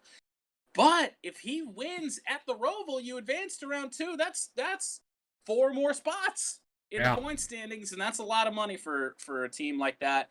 2021 could be a great year for Front Row Motorsports. And again, I don't know if David Reagan's going to come back. He's pretty much semi-retired right now. He just comes back and does Daytona. But if he comes back and does these super speedway races, those cars work together. David Reagan's a great plate racer as well. So, man, Front Row Motorsports. I mean, they are just the little engine that could when it comes to these super speedway races, and I love it. Love it. But congratulations to Michael McDowell finally getting it done in the Cup Series, and hopefully the start of a great season for him. I mean, he's already guaranteed himself a top 16 points finish. That's huge for a team like that. Yeah. So I will say, just to wrap it up so we can get to the NHL stuff and keep this moving. I don't know enough about NASCAR, but Michael McDowell, good for him. I mean, he's been in the series forever, and he deserves it. He deserves to be able to, at least whenever he ends his career, to be able to hang his hat on something. And that's the thing, is that, people can discredit it all you want. At the end of the day, you're a Daytona 500 champion, and nobody can ever take that away from you. I wouldn't, if I was Michael McDowell, I would never take that Daytona 500 champions ring off. Right. It looks like he's been wearing it all week long, and I don't blame him. Not at all. So with that being said, I believe that pretty much puts a bow on our Daytona 500 recap. Moves us into the NHL 1 month recap, the kind of meat of our show, maybe. I don't really know. I feel like Daytona's probably going to run longer, but it's 1 month. Things haven't gone totally wild and unexpected in the NHL, but it's nice just to at least mention it. Yeah. So pretty much what we'll do with the NHL running the rest of the way, we will just be doing a little month-long recaps, unless something crazy happens. So let's start with the North Division. I don't remember the sponsor names, so we aren't going to give them to them. The North Division is probably the easiest one to go through because, well, it is pretty much as expected. As when we did the preview show with Jeff, or our friend Jeff, earlier this year, about a month ago, this is as expected. The North is what we expected to happen with Toronto up front, Montreal, Winnipeg, Edmonton right there. Those four, I mean, I think really looking back at it, it would have probably, the big change would have been flopping Edmonton and Montreal in 3 and 4. That's it. And then Calgary and Vancouver aren't terribly far behind. Calgary is 1 point behind Edmonton, and Vancouver is 3 back. And then the Ottawa Senators, well, they're bad. Yes. Yeah, that's. I don't really have much else to say about the North. Do you have anything to add to what I just said about the North? Really, again, not really much of a surprise with Toronto being out front. Again, Edmonton not being as good as we expected them to be, a little bit shocking, but at the same time, they're still in there. They're still in the top 4. That's all they need to do. A lot of things, right? Exactly. A lot of things can still happen for the Edmonton Oilers if they get rolling. So they're a good team. Not terribly shocking. Moving on to the East. The East is one of the 2 divisions that is off kilter because of COVID cancellations. But with that being said, even with them being off kilter, 3 of the top 4 were kind of to be expected. Just probably not in the exact order that they are in. Boston is out in front with 22 points. The New York Islanders are in third with are in second with 19. The Philadelphia Flyers are in third with 18. Washington is in fourth with 17, rounding out the 4 playoff spots. Pittsburgh is 2 points behind with 15. The Devils are at 12, and then the New York Rangers are at 11, and the Buffalo Sabres are rounding out the division with 10 points. The bottom 3 not really a big surprise. The bottom, we'll start at the bottom and then work our way up, because I think that works better for the East. The Sabres, Rangers, and Devils, they're that far behind the rest of the division. They really are. Buffalo has a good young team. They have, as long as that core stays together, they could be a good team. I mean, they just have to keep building. They might get there eventually. The Rangers they're a few years off. New Jersey, I figured, would have been the worst team in the division, but they aren't, and they've played less games than both the Rangers and Sabres. Now to where the interesting stuff gets in. We'll flip back up to the top 5. Boston, them being in first kind of catches me off guard. I figured they would have been in one of the top 4, even though I did pick in our NHL season preview back a month ago, I did pick Boston as Stanley Cup winner. I did not expect them to be up at the top, and for a while they were running away with the division, it looked like. They're 10-2. Yeah. They are 10-2-2. They are by far the best team in the division. That kind of caught me off guard.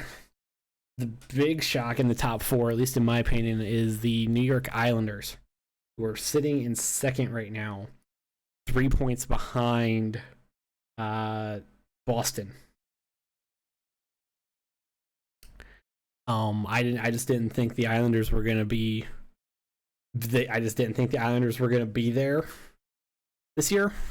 But this is kind of where the COVID cancellations get things a little goofy, because they have played the most games in the division. Look at the Flyers; the Islanders have played 2 more than the Flyers, and they've played 1 more than both Pittsburgh and Washington. So that one I think is a little goofy. And then Philadelphia, I think everyone expected Philadelphia to be in the top 4 this year. Washington, it's the Washington Capitals. Who didn't expect Washington to be a playoff contender? Nobody, I wouldn't imagine. Yeah, and then again, this kind of goes in with the Islanders being a bit of a surprise up there. The Islanders, or the Pittsburgh Penguins, are currently 1 game out of a playoff spot. Obviously, there's lots of time left still in the season, but who'd have thought the Pittsburgh would have been a month in, would have been in 5th?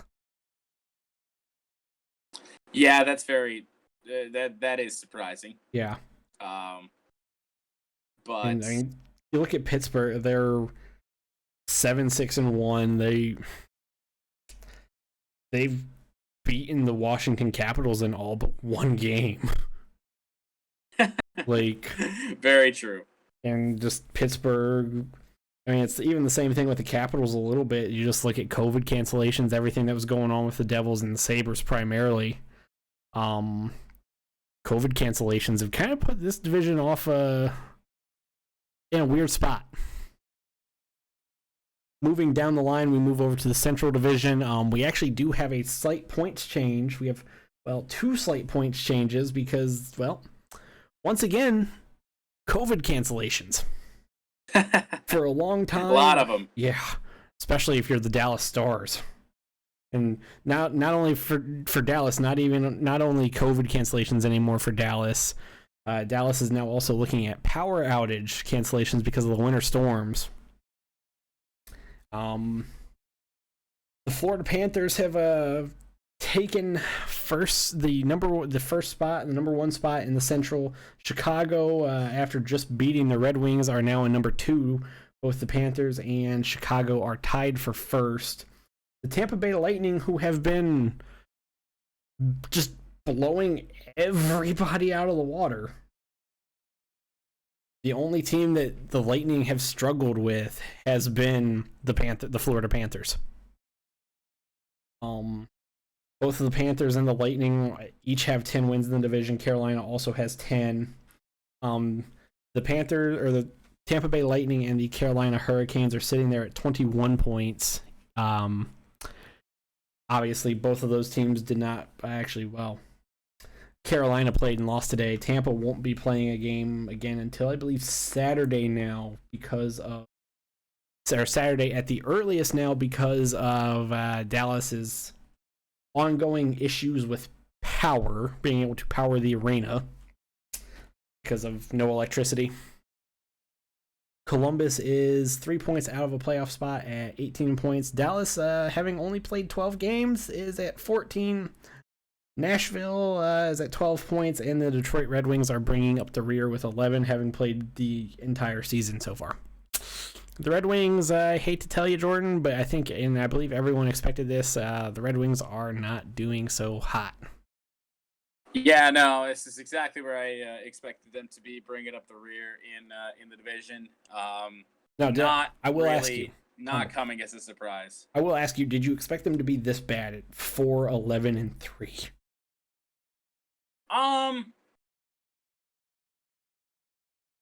Necessarily, I didn't think they'd be a whole ton better, but 4-11-3 is pretty bad. I don't. Is that even accurate? Is that counting the loss tonight? Or Yes. I don't Yes, know. it is. But It does. yeah, what's even more wild is that this team is 2-2 at one point in the season, and it looked like first two games of the year we really weren't playing all that bad, and then things just went to hell, and they really have not been playing good hockey at all. These last this last month really. Yeah. Honestly, outside of those first 4 games, it's that been a right real seems good. struggle for the Red Wings. And finally, we will wrap up the West Division because, well, the West Division is another one that is kind of off. We have 3. I find it. I do want to add. I find it funny that the three divisions here in the U.S. are the ones that are goofed up because of COVID, and then the North Division up in Canada, where it is Canada only, the 8 teams in Canada, right? Seven in Canada. I'm sorry, the 7 teams in Canada. They've all played. No, I guess that's not entirely true. They've all pretty much played an entire season. They haven't had a whole lot of postponements.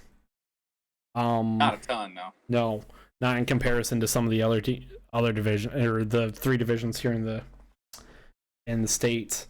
The West, Vegas Golden Knights are leading the division. St. Louis is in second right now. Colorado, who has only played 13 games, is in third with 17 points. The Arizona Coyotes are 1 point behind Colorado. Then outside looking in is Anaheim at 15. Then you have the Los Angeles Kings and San Jose Sharks at tied 6th/7th. And the Minnesota Wild, who have only played 12 games, have 12 points.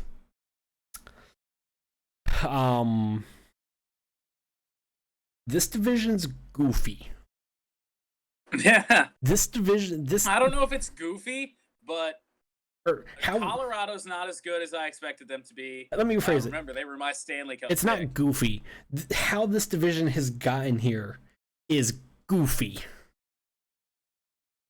Because Vegas has played 14 games. They are 10-3-1. St. Louis has played 16 games, 7 of which were against the Arizona Coyotes.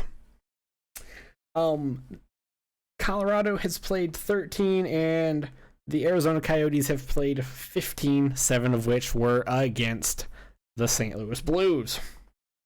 Thanks, NHL scheduling. Yeah, that we talked about that last week, how the NHL, because of how they handled everything with the West Division and putting the Coyotes and Blues against each other 7 games in a row. Not just 7 games. 7 out of the 8 games in a row. 7 straight games against each other.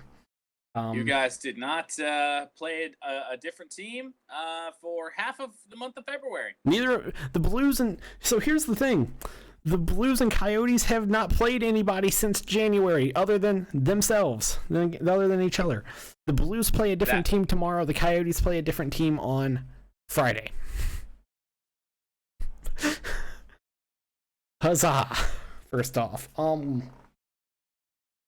no, this division, this has been a division that's just been, no one has really been able to get traction. Like, Not really. Anaheim has looked good in some games, and then they've looked bad in others. When Colorado's played, they've looked decent. Vegas has looked phenomenal, other than the 2 games that they've worn those golden helmets, those shiny chrome gold helmets, those fucking Notre Dame-esque gold helmets. Those are the only 2 games, and those are 2 of Vegas's 4 losses. Both of which are regulation losses. Yeah, they ought to retire those gold helmets. Those things already need to be tossed into the desert. Out of the plane.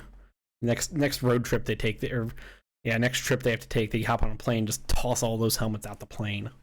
Let them end up where they end up. Jesus. But no, this has been a division where no one's really been able to get a lot of traction. I think the bottom three of Los Angeles, San Jose, and Minnesota was kind of. I feel expected, yeah. Even though I thought Minnesota could be sneaky good this year, I still think this also could be a little expected too. In a way. Anaheim, they've been hanging around, but they're another team that they haven't really been able to get traction because of how everything's going. And actually, with the Blues and Coyotes playing two separate teams, or playing somebody other than the Blues, other than themselves this week, it'll be interesting to see if they can get going against other teams. So that'll be some stuff to look for. That is, unless you have anything else to add to the West. Nope.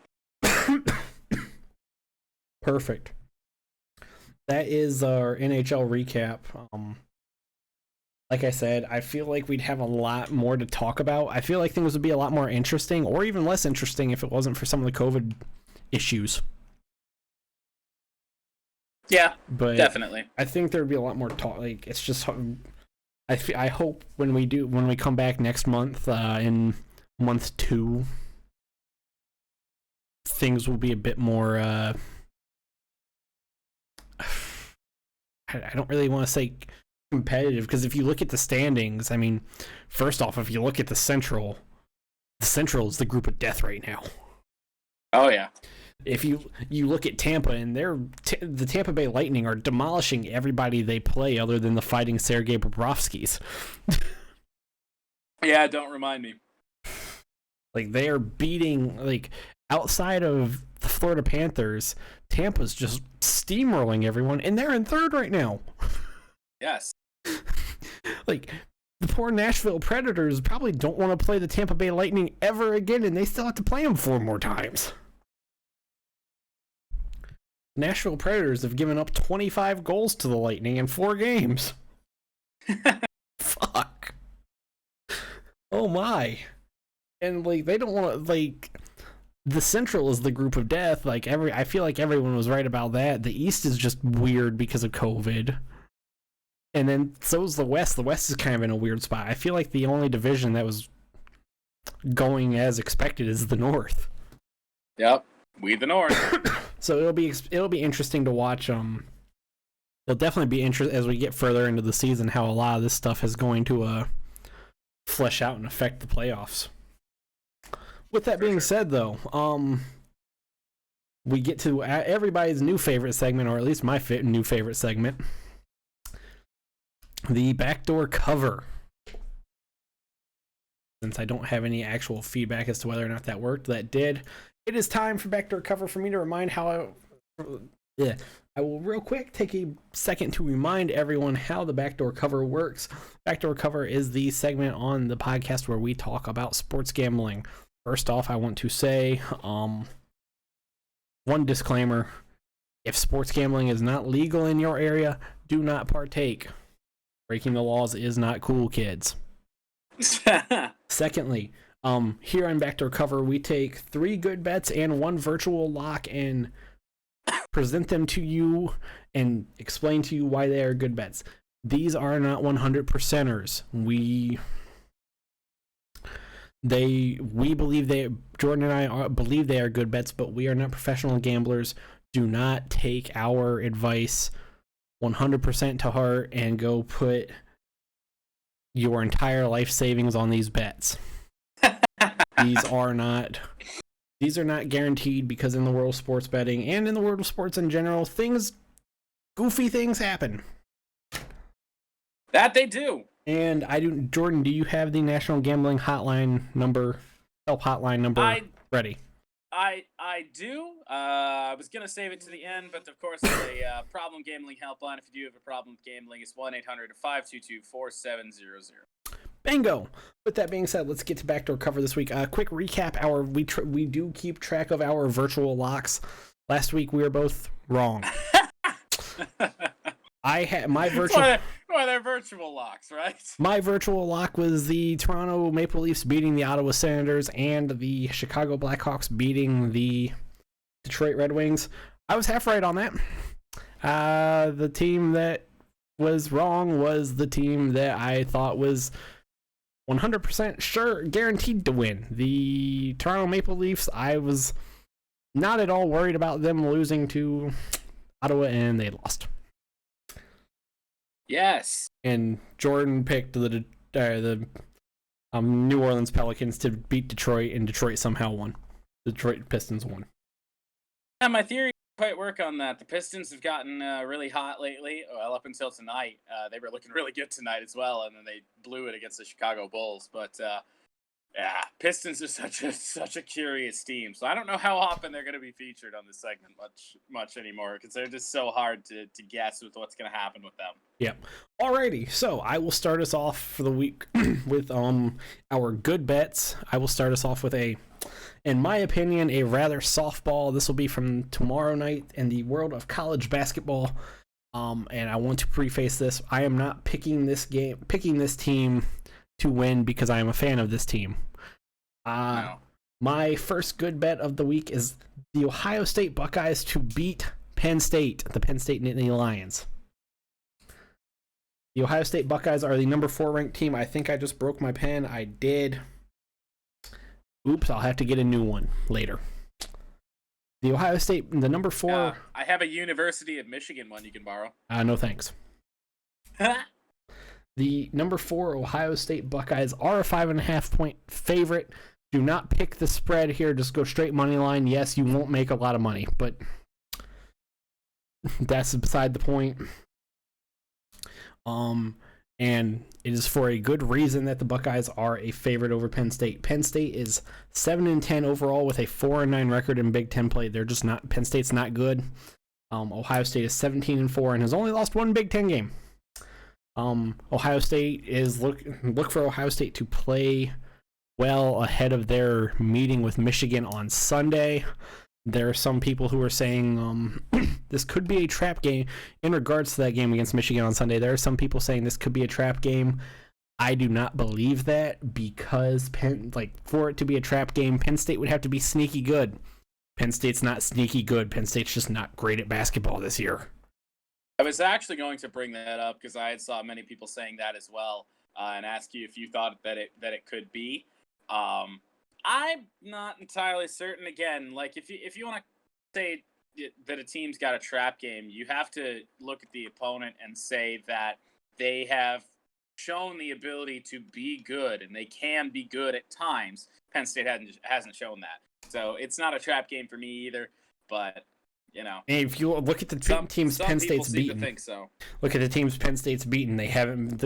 The only teams Penn State's beaten, and especially in Big Ten play, have been bad Big Ten teams. Hell, they couldn't even beat Michigan State, which is a very bad Big Ten team this year. Mm-hmm. So that's my first of the week. You want to go ahead and take yours? I will go ahead and do this. Yep. So again, this is actually both of our first picks here are college basketball picks. Mine is a 2-game parlay that you are going to have to wait a little while on. I do want to stop you for just half a second. The Ohio State Penn State game is tomorrow night, is Thursday night, so you won't have to wait an eternity on. Now go ahead. All right. So mine is a 2-team college basketball parlay. One I have a spread for, one I don't, because the other game is on Saturday. But parlay these two together, might actually have a chance at making a little bit of money. I don't know exactly what the odds are going to be, but honestly, this should be more of a lock than anything, in my opinion. So Michigan plays Rutgers tomorrow. Michigan, the number 3 ranked team in the country at 14-1. They're favored by 10 against Rutgers tomorrow. They had their little bit of a hangover from the layoff due to COVID against Wisconsin. They still came back and won the game.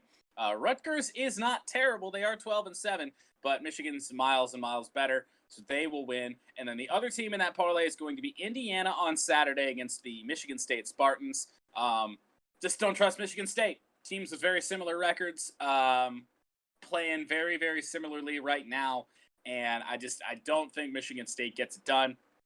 they're coming off a loss just yesterday as well. Maybe they right the ship and get a much needed win. I don't think so. Putting Michigan and Indiana together again. I don't have odds on that since the game is 4 days out for Indiana there, but I would say that would be a good bet. Alrighty, so my second good bet of the week is a FanDuel specific one. For those of you who missed this last week, I primarily tend to use FanDuel as my sports book. Jordan uses a bevy of them. We are not sponsored by anybody. I want to throw that out there too. Yet. As I said, this is a FanDuel specific one. I promise you, this is not sponsored. We gain nothing out of this. I gain nothing out of this. But let me just say really quickly, I hope we don't have the same second one. Could be awkward. If not, well, we both just go with it, I guess. Right. This is a FanDuel odds boost from the world of golf. Fuck. This one is, well, I'm about to do all the work for you. Dustin Johnson, Bryson DeChambeau, Brooks Koepka, and Jordan Spieth all to make the cut at the Genesis Invitational this weekend. The odds on this started out as a minus 105, but because of the FanDuel odds boost, it is a plus 200.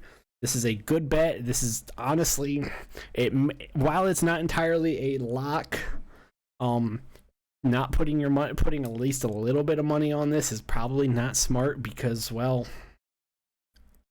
it's almost a lock. And I will tell you why right now. All four of them are playing good golf. All four of them are very good at golf. And, well, on top of that, they don't miss a lot of cuts. Those four do not miss a lot of cuts. The only reason this is not a true lock is because even though Jordan Spieth has played very good golf this year, he sometimes can be a little streaky. He's the only thing that makes it a not virtual lock. But with that being said, this is a very good bet. Take it at even FanDuel believes that all four of them combined, have all four of them make the cut on Saturday, or make the cut and be playing Saturday and Sunday. Had them at minus 110.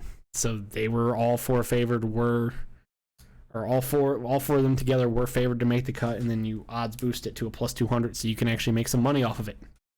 Yep. Max bet on that is $50, by the way, but you will double your money as long as nothing jank happens. But yes, it shouldn't be too much of a surprise given my reaction. That was my second bet as well. Yeah, well, like I said, I just did all the work for you. We'll just move on because, well, again, that while not a true virtual lock, it very well could have been too. You're looking at four very good golfers. Again, they're all favored to make the cut. You boost those odds. It's hard not to take that bet for sure. Yeah. Moving on, my third good bet of the week, my final one before we get into the virtual lock. This is a parlay. A two-team parlay from the NHL.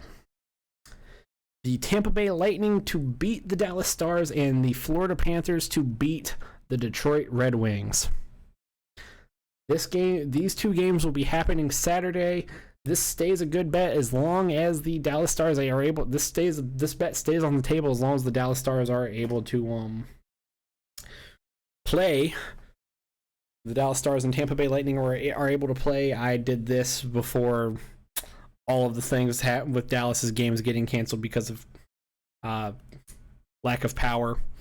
Why this is a good bet? Well, the Dallas Stars have been struggling to gain traction all year just because they haven't been able to play a lot of games. The Tampa Bay Lightning are very good. So don't expect Dallas to gain traction to be able to win this. And, well, the Florida Panthers are also very good at hockey this year, and the Detroit Red Wings are on the opposite side of that spectrum. They are struggling. These two teams just don't match up well on paper together. So parlay those together. I don't have the odds yet because those games are on Saturday, so we don't really have true odds. You probably won't make a large amount of money, but you will make at least a little bit, most likely. Right. Go ahead. All right. I have to process a cash out because the Flames are not getting it done against the Vancouver Canucks tonight. Hold on. Vancouver's a sneaky good team. We were just talking about teams that are sneaky good, and at the top end of the backdoor cover here, Penn State not sneaky good. Vancouver is kind of sneaky good. They had a nice little run there to begin the season. My third on the backdoor cover before we get to our virtual locks is going to be a bet that I've put down on the Golden State Warriors, and in fact, I actually have one on them tonight. It's not looking so good right now, but more often than not, it's going to be a good bet, and this one specifically definitely is. So this is going to be a one-game parlay. So you can find those on MGM, you can find those on DraftKings, you can find those on FanDuel. I'm not sure about anywhere else, but those three for certain. You put a single game parlay down, and most places, MGM and FanDuel, are going to offer you single game parlay insurance. Now, up to $25, I believe, on both of those. And so if one leg of your parlay misses, then you get site credit up to $25 back. That's why most times I'm going to limit that to about a $25 bet. Now, these are not wild things. This is not one where you're going to cash in big, but this is one where you're just going to at least, I would say, double your money on it. You bet $25, you're probably going to wind up at 50. Just kind of the way it goes, depending on what the odds actually are. This one might be a little bit different. So it's a Golden State Warriors against the Orlando Magic.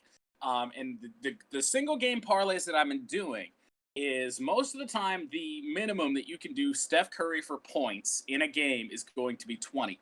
Pretty much a lock. He's averaging 30 on the game. Tonight, looking a little bit scary, but I don't know. He's just not shooting well tonight. I think last checked he was like 1 for 9 from 3. But against the Orlando Magic, I would take Steph Curry to score 20 points.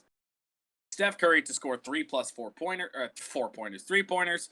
Nikola Vucevic, whatever the lowest amount, or if you want to go higher, whatever amount you want on the points, I usually would go the lowest on Nikola Vucevic to score in the points that they're going to allow you to pick for him. He's averaging 23.7 per game. I would imagine that the bottom line for him on this bet is going to be somewhere around 15, somewhere around there.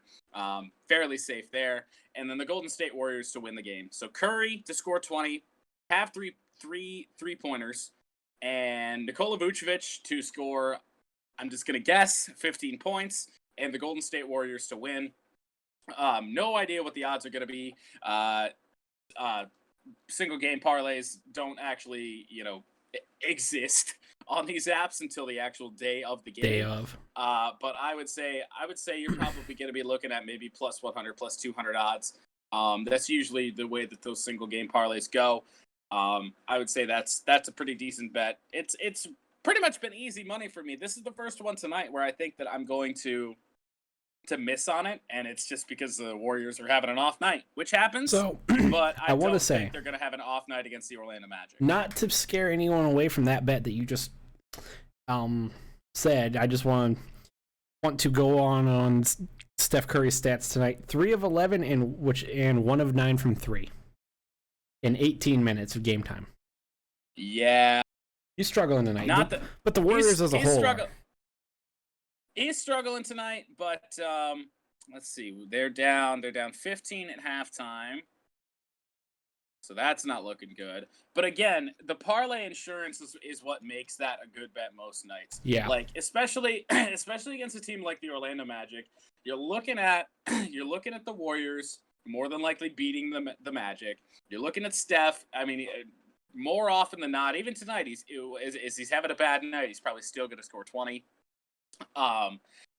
Then 3 plus 3-pointers for Steph. It seems to be a lock these days. Nikola Vucevic to score again. I'm assuming about 15 points. Seems to be a pretty good bet to me.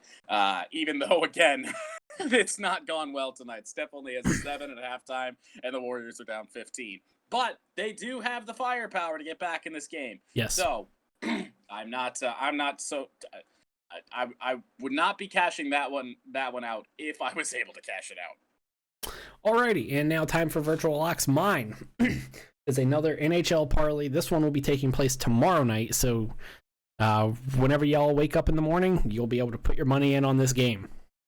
These two games will be taking place Thursday, the 18th of February.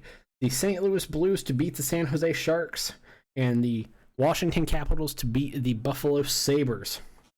Now, because these two games are not actually up on FanDuel yet, I can't give you the odds of this parlay. But the Blues are a minus 200 against the Sharks, and the Caps are a minus 175 against the Sabres. And here's why this is, in my opinion. Hold on, what two teams are you picking?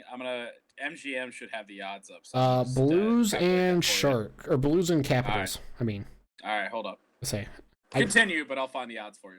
I don't know if FanDuel had them up. They did not last I checked.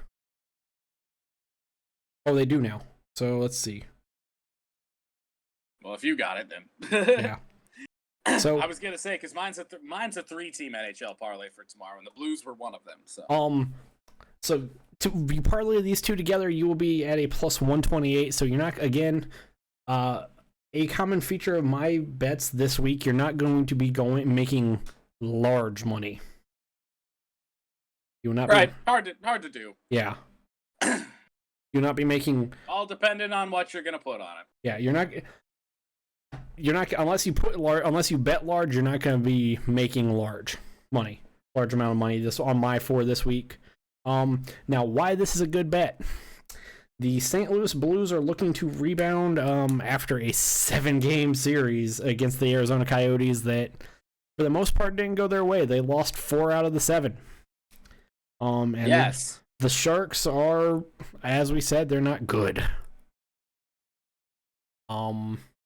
So this will be the perfect team to go for the Blues to go out and play good against. The Blues are a better team than what they looked like against the Coyotes. They just had some struggles. The Blues will be able to get it done, and very much should, according to all odds. According to Vegas, should be able to get it done against the Sharks. And then moving on to the Capitals. The Capitals are playing very good hockey right now. They're a very good team, and the Sabres just don't have it. They just aren't good.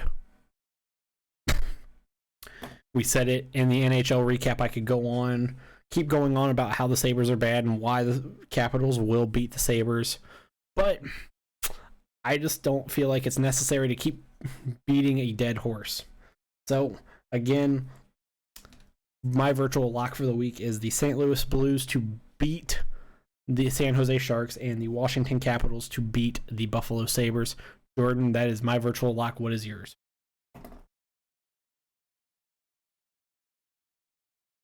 Jordan, you are muted. Well, I don't know how that happened, but yeah, sure was. So again, mine is also with an NHL parlay, although mine includes 3 teams. The St. Louis Blues against the San Jose Sharks, minus 200 tomorrow, are one of them. But then the other ones do differ. The Toronto Maple Leafs at the Ottawa Center is actually at Toronto. Toronto's minus 300 in that. I know they blew the lead a couple nights ago. They did beat them again tonight. Toronto seems to have a thing with Ottawa, just like you guys did against the St. Louis Blues lately. Yeah. So they're just playing each other a ton. Toronto minus 300. Boston Bruins at home against the New Jersey Devils tomorrow, minus 225. Got the Bruins on that. Yeah. Then the Blues. All pretty easy favorites. Just bundle them together. More often than not, you're gonna have a good night. Odds are plus 188 on the 3-team parlay. That's why I usually include 3 teams in the parlay. You put 2 in there, yeah, you're looking at not great odds. You put 3 in there, you can usually boost the odds quite a bit. But the Blue, they're don't ever go favorites. 5. Odds are one of those 5. Do not ever go 5. Austin was telling me, he was like, oh yeah, I did a 5-team parlay tonight. I was like, good God. What are you doing? Now, I will say that 5-team parlay, I was feeling a little frisky that night, and all 5 of the teams were heavy favorites. But that's the thing. this is too much to go on with 5 teams. Yeah. 3 teams is a much more solid play. Maple Leafs, Bruins, and Blues tomorrow night. That is my lock of the week. Those good locks because, well, I was debating going with Toronto to win, but I couldn't. Got burned on them. And then while I was working on my locks, because I was looking through my virtual, I did my virtual lock this week. I did it like 20 minutes before the podcast. When I did my virtual lock, the Senators and Leafs were in a bit of a struggle. That was a closer game than honestly what it should have been. It was actually, I believe, a 1-1 tie at the time. I was just sitting there. Toronto got out to the 1-0 lead, and they were kind of scaring me. And I was just looking at it. I was like, I can't make that my virtual lock, so I didn't throw them in there. So that is our backdoor cover for the week. Yep, and one more time before we move on to Champ and Chump of the Week, of course, Problem Gambling Helpline 1-800-522-4700. Know your limits, all that good stuff. Don't get in over your head. Ditto what Jordan said. I don't have much to add to that. So, with that being said, let's get to Champ and Chump, round out the show. This was a weird week. Since I don't really have a lot. Short week, you know. It was a short week too. Because it was a short week, it was a struggle for me to find a champ. It was a struggle for me to find a champ. It was easy to find a chump. Since I don't watch. Same. Since I don't watch NASCAR, what are the odds our champs? You got muted again. What are the odds our chumps are the same?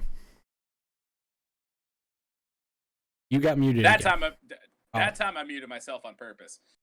Champ is the same. Good odds. Chump, absolutely not. I would say I don't think our champs are gonna be the same. No. I mean, then again, you don't watch NASCAR, so you know. No secret then as to who mine is, but you know. So my champ of the week is actually going to contradict my runner-up of chump of the week from last week. For those of you who remember last week, my runner-up for chump of the week was the NHL with how they handled the scheduling for the Coyotes and Blues. However, this week, my champ of the week is the Arizona Coyotes and the St. Louis Blues. It's not often you see a 7-game series. Well, you never see a 7-game series in the regular season. Never. You never see a 7-game series in a regular season. It just doesn't happen. But I do believe the player. I should rephrase this. The players on the Arizona Coyotes and the St. Louis Blues do deserve a round of applause. For actually going out and playing all 7 of those games. And delivering 7 really good games. So I do believe the players on both teams do deserve a round of applause, and players on the Arizona Coyotes and the St. Louis Blues are my champ of the week. Now, do the fans of the St. Louis Blues are they included in champ of the week? Some of them. Some of them There's a lot of dumb ones. Some of them, I mean, same could be said for some Coyotes fans. Some of them, no, they're chumps because they say some stupid shit. There's stupid people in every fan base. Unfortunately, stupid people all over the world. There are Blues fans who who think the Coyotes shouldn't be an NHL team because of the defensive style they play. Okay. You can say a lot of things about the Arizona Coyotes and not thinking that they should be a team. The defensive style they play, that's the hill you choose to die on? Come on. Because they play a bit like a trap-style defense. Well, it was effective more often than not against the St. Louis Blues. Won them 4 games. The Blues were bad. You're moving on to the second round. The St. Louis Blues fan who told me the Coyotes are shootout specialists, even though only 1 game went to a shootout. 2, I believe, right? No, 1. 2 games went to overtime. Okay. And the Coyotes lost the second one that went to overtime. Wouldn't have changed the fact that that's a stupid thing to say that they're shootout specialists when they have only gone to 1 or 2 games in a shootout. But Yeah. Continue with your champ of the week. We already know who it is. My champ of the week should be no surprise. It's Michael McDowell. I already got into it in the Daytona 500 recap, so I won't get into it too deep right here. But congratulations to him. Such a grinder, like to stick with it, to be with. To be a guy that's a start and park driver that ends up as a NASCAR winner at any point in his career is just so unbelievably rare. So that's really incredible to see. And again, like I said before, Michael McDowell is such a good guy. He deserves it. And, I just wish that more people would let him enjoy it. But I know I'm certainly loving every second of it. You got to love these unexpected winners, even if it is at Daytona. Seeing the pure joy of him finally getting it done. It's just great. And, there's a lot of negative people in the world that are going to try and bring it down and discredit the win. Again, he's up front in all these super speedway races. It's not a shock that he finally won one. And he had a very minimal part in the wreck that caused the big wreck at the end there. So to say that he wrecked people for the win is a bit well, let's just put it bluntly, not true. That's all on Brad. Not even on Brad. It's on Joey for that block, more so than anything. So congratulations to Michael McDowell, Daytona 500 champion. That's gonna stick with him the rest of his life. Nobody can take that away from him. I raise my horn to you, Michael McDowell. I do too, even though I don't know. There must be something wrong with my webcam here at Ford Field. It's not showing up. Alrighty, so my chump of the week is man, this one was bad. Is Lorraine Gross. For those of you who don't know Lorraine Gross, who the fuck? I don't know Lorraine Gross. She is the daughter of the first ever silversmith who made the Lombardi Trophy. Oh, okay. Yep. All right. Lorraine Gross, Very good candidate. Her last name is spelled Grohs. Lorraine Gross. Why is she my chump of the week? She demanded a personal apology from Tom Brady and the Buccaneers for throwing the Lombardi Trophy, and then she doubled down saying she was so upset and so distraught that she had numerous sleepless nights because of the events that occurred. Oh my God! Shut up. Yes. That's wow. Go seriously. Go, for anyone who hasn't really heard the story or just saw the headline. Go read the interview she did. Several sleepless nights because she was so upset and distraught with what occurred, and she is saying Tom Brady and the Buccaneers disgraced and disrespected the trophy, and she is demanding a personal apology to her and her family. Congratulations, your father designed a football and a stick. And her father was the one who designed the first one. Not even this one.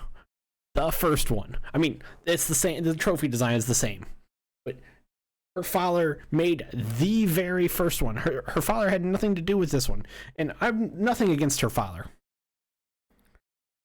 The Lombardi Trophy is, while it may not be the most iconic trophy in all of sports, it's probably towards the very bottom because it's actually kind of a generic trophy. What do you want to bet? That that's not even the real one? Oh, no, it's not. There's no way. Because they make two of them for the team. I would imagine they make even more than that. Because where was this uproar when Gronk bunted a baseball?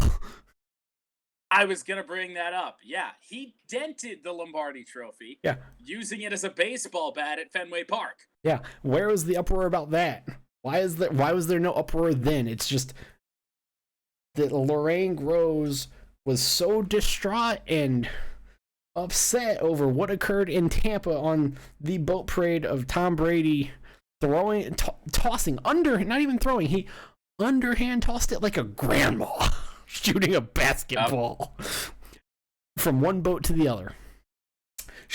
Lorraine Groves was so distraught and upset that she had several sleepless nights, numerous sleepless nights, whatever the word that she used, over what occurred. I think she's got to find a real problem. Lorraine Groves, congratulations, you were my chump of the week. No one had ever heard of you until this week. Way to fucking go. Way to, like...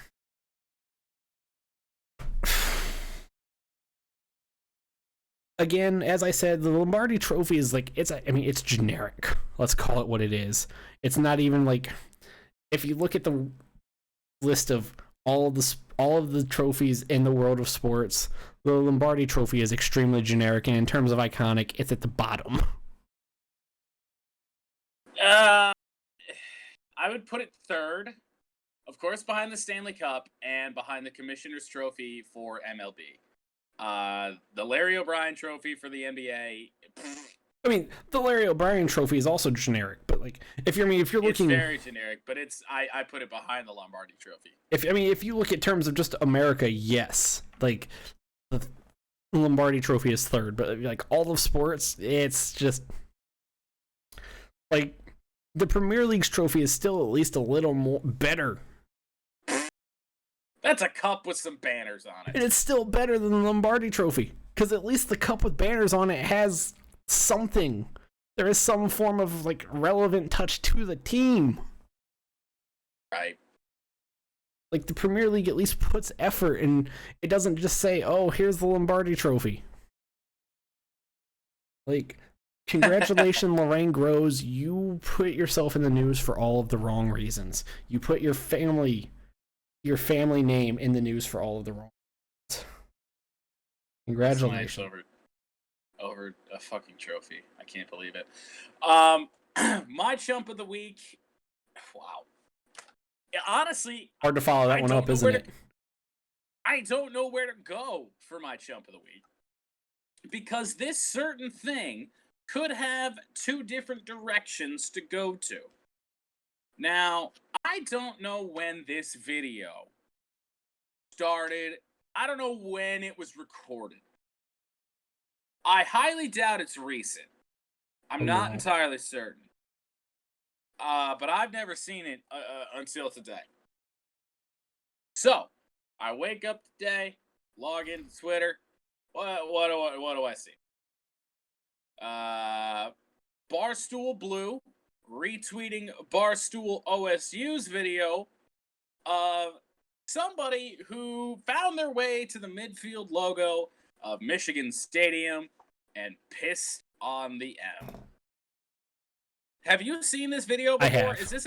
Is this a new thing, or has this been around a while? I think it's been around for a while. Because it looks like it's been within the last couple of years.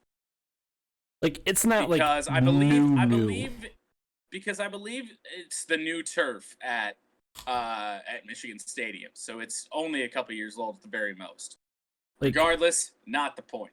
The fact that somebody literally, like, essentially broke into Michigan Stadium to pee on the logo is really special. Now, I've seen a lot of people say, "Oh, well, this is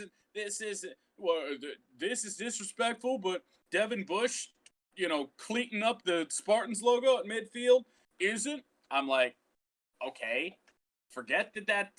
Is it disrespectful? Yeah. Are you putting your urine on the field? No, not quite. So that could be my chump of the week. I do just on that real quick.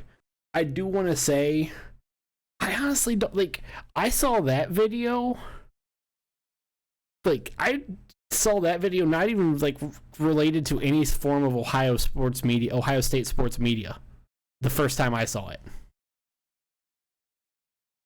So I don't really know where it came from. Yeah, hard to say. Like, I will throw that out there. I don't really know where that video came from, because like I said, I saw it the first time I ever saw it, because I think it's like two or so years old. First time I saw it was not related to Ohio sports media at all. Right. But continue. So that could have been my chump of the week, but my chump of the week will again be Ohio State related. And now, as a Michigan fan, I find your cute little Scarlet Letter Week stupid. But that's just me. Most Ohio State fans do. But it's incredibly stupid. That's like you do it. It's whatever. It's stupid. See, I will counter the that. same sort of thing. Same sort of thing as when Brady Hoke was here and we were calling you guys a team up north. Jim Harbaugh got hired. What are you going to call Ohio? Call them Ohio State. It's what they are. Go ahead. Go ahead if you have a point to make here. On Scarlet Letter Week, it's the biggest part that frustrates me about Scarlet Letter Week, and I wouldn't have an issue with it if it didn't get taken as far as it did.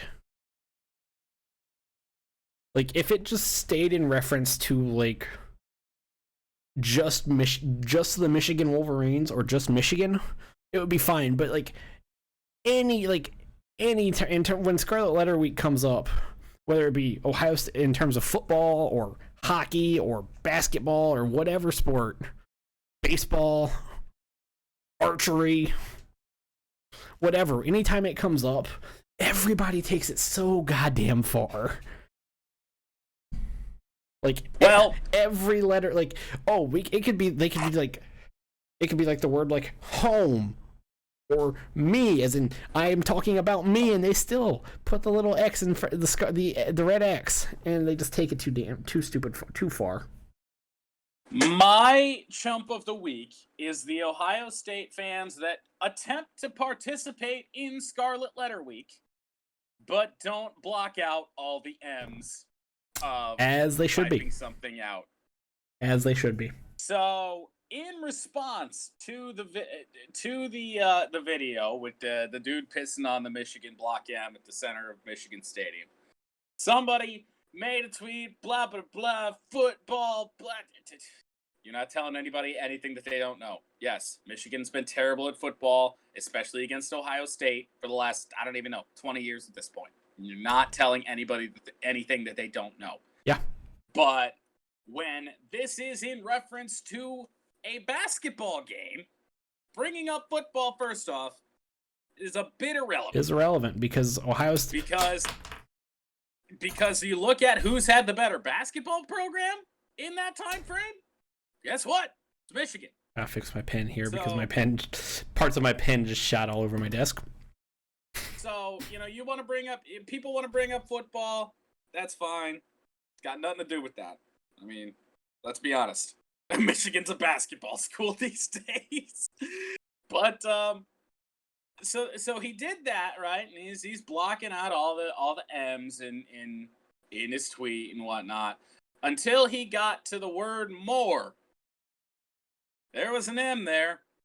I feel like this isn't the first time that I've put a Buckeye who just is too stupid to block all of them out. I would put them on Chump of the Week too, if I didn't find the only reason like those people don't make Chump of the Week, and it has nothing to do with me being an Ohio State fan. It's just I'm so used to seeing that I just ignore it now because it does. It's happened a lot, and it is so arbitrary.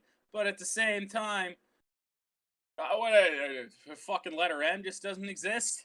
Like, I will on occasion partake.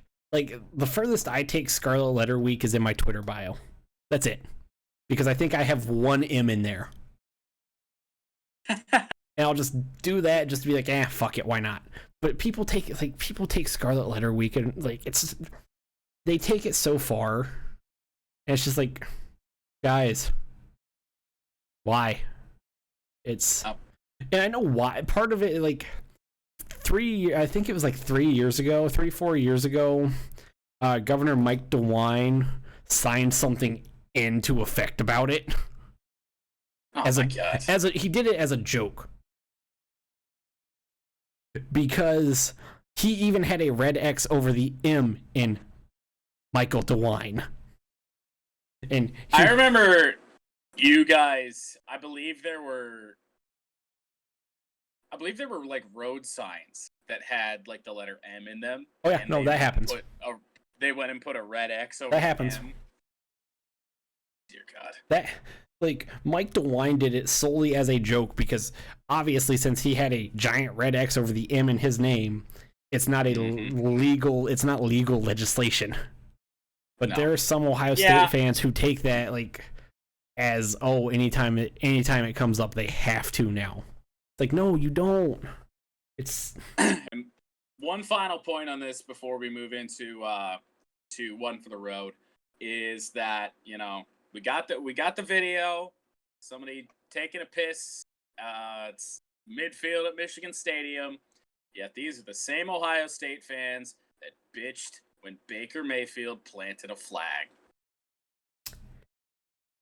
I have my personal opinions on Baker Mayfield. I know which one's more offensive. I have my personal opinions on Baker Mayfield planting that flag. Baker Mayfield did not play so exceptionally well that he deserved to do that. Which one's more offensive? Yes, pissing on midfield. Breaking into Michigan Stadium and then pissing on midfield is more offensive. Did Baker Mayfield play so exceptionally well that he deserved to plant that flag? No. He played better than JT Barrett, but fuck, everybody played better than JT Barrett that year.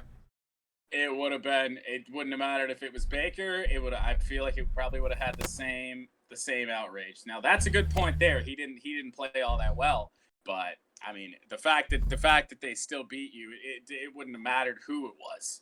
I think the outrage probably would have still been the same, even though Baker Mayfield's the most outspoken guy. It was the most outspoken guy on that team and the most public guy on that team. I like, in all seriousness, if it was anyone other than Baker, I don't think it would have been nearly as bad because every Ohio State fan was like, let's be honest, the majority of Ohio State fans were like me, where they didn't really care it happened. We were more upset with just how awful the team played. Like, a lot of, like, this is the one thing I always try and tell people, and I don't really defend Ohio State fans a whole lot, because the group of Ohio State fans that you see on Twitter and Facebook on social media, they actually are a minority. They are a very outspoken minority. Just like Michigan football fans when it comes to Tom Brady and claiming that everything he does is he's God's gift to football and all this shit. Like, there is a very the Ohio State fans that you see on social media are the vocal minority, just like the Michigan fans or the Michigan State fans or Alabama fans. Any sports fan, yeah. Any fan of any team, they all got their shitty people. Yeah, like what you see, and I think this is just a good wrap up. Not to steal your point, every team, like, I really feel like for just about every team other than maybe like Texas or Oklahoma, Texas definitely, or maybe like Oregon, because I'm starting to see a lot of Oregon like just out of the woodwork. Oregon fans that are like our age, just out of the woodwork. Oregon has fans? Apparently. I don't think they have fans. I think it's just because Nike loyalists. I think that's what it really is. The Nike hype beasts. That just, they like Oregon or maybe Texas fans that I think for outside of that, all of the idiocy that you see on social media is a very outspoken minority, a very loud minority of just idiots. I'd agree with that. But do you have anything else on your Chump of the Week? Because I do think yours is a good one, though. That's because if you're going to partake in Scarlet Letter Week, don't forget something. Fucking that's plugs. That always just boggles the mind. Yeah, is the fact that they are so dedicated to this and yet still forget. And there's still some who fucking yeah. That's the problem with doing it, is because if you fuck up, oh, you're gonna get roasted. Yeah, and that's why I could do without it. But then again, we were out here calling Ohio State that team from Ohio or whatever the fuck. Ohio, yeah. We were calling you guys just Ohio and fucking that team from Ohio. Things like that. Stupid. Yeah. It's just stupid. It's all stupid.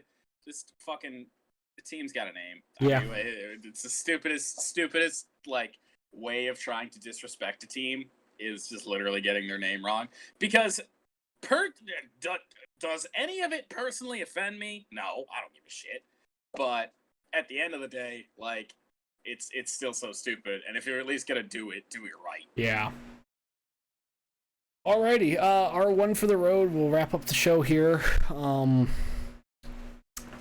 Again, since I don't really have any good visual feedback, okay, that worked. My one for the road. The NHL outdoors at Lake Tahoe this weekend. We have 2 games, one Saturday and one Sunday. Saturday will be the Vegas Golden Knights and the Colorado Avalanche, and then Sunday will be the Philadelphia Flyers and Boston Bruins. That is my one for the road. A little double hitter there. I forgot that was happening this weekend. That's a very good one. Yeah. Mine is for the second week in a row. It's going to be NASCAR related. Complete 180 from what we had last week. Daytona 500 last week, 200 miles, driving in a circle, as so many people like to say. Now we get to go to the road course at Daytona, turn right and left for all the people that say, oh, NASCAR just makes left turns. Daytona road course is really one of the premier oval infield courses out there. I wish they would have gone to the Daytona road course far before they just decided to build one at Charlotte. I thought that was a bit silly. Daytona road course, I just feel, is better. Should be good racing. Chase Elliott's going to be a one to watch. Ryan Blaney. You look at the Clash, and those guys were up front in the end. Chase Elliott's one of the best road racers. Honestly, the best road racer in the whole series right now. Daytona road course is going to be phenomenal if you like actual racing. For all the people that ever say NASCAR, oh, it's not real racing, you're just driving in circles for hours. All right, okay, and watch this. It's great. Yeah, that's a good one too. With that being said, my hair is crazy because I just took my hat off. Mine would be too. With that being said, that is this week's show. We did it on schedule. We plan to be here on Wednesday next week. Have a slightly fuller show. We have some stuff that we're gonna have to get a little creative for next week, but I think I have some stuff planned for us. For everybody who is here through the technical difficulties, thank you for hanging out with us. We will see you all next week. With that being said, peace out. Stay classy, everyone.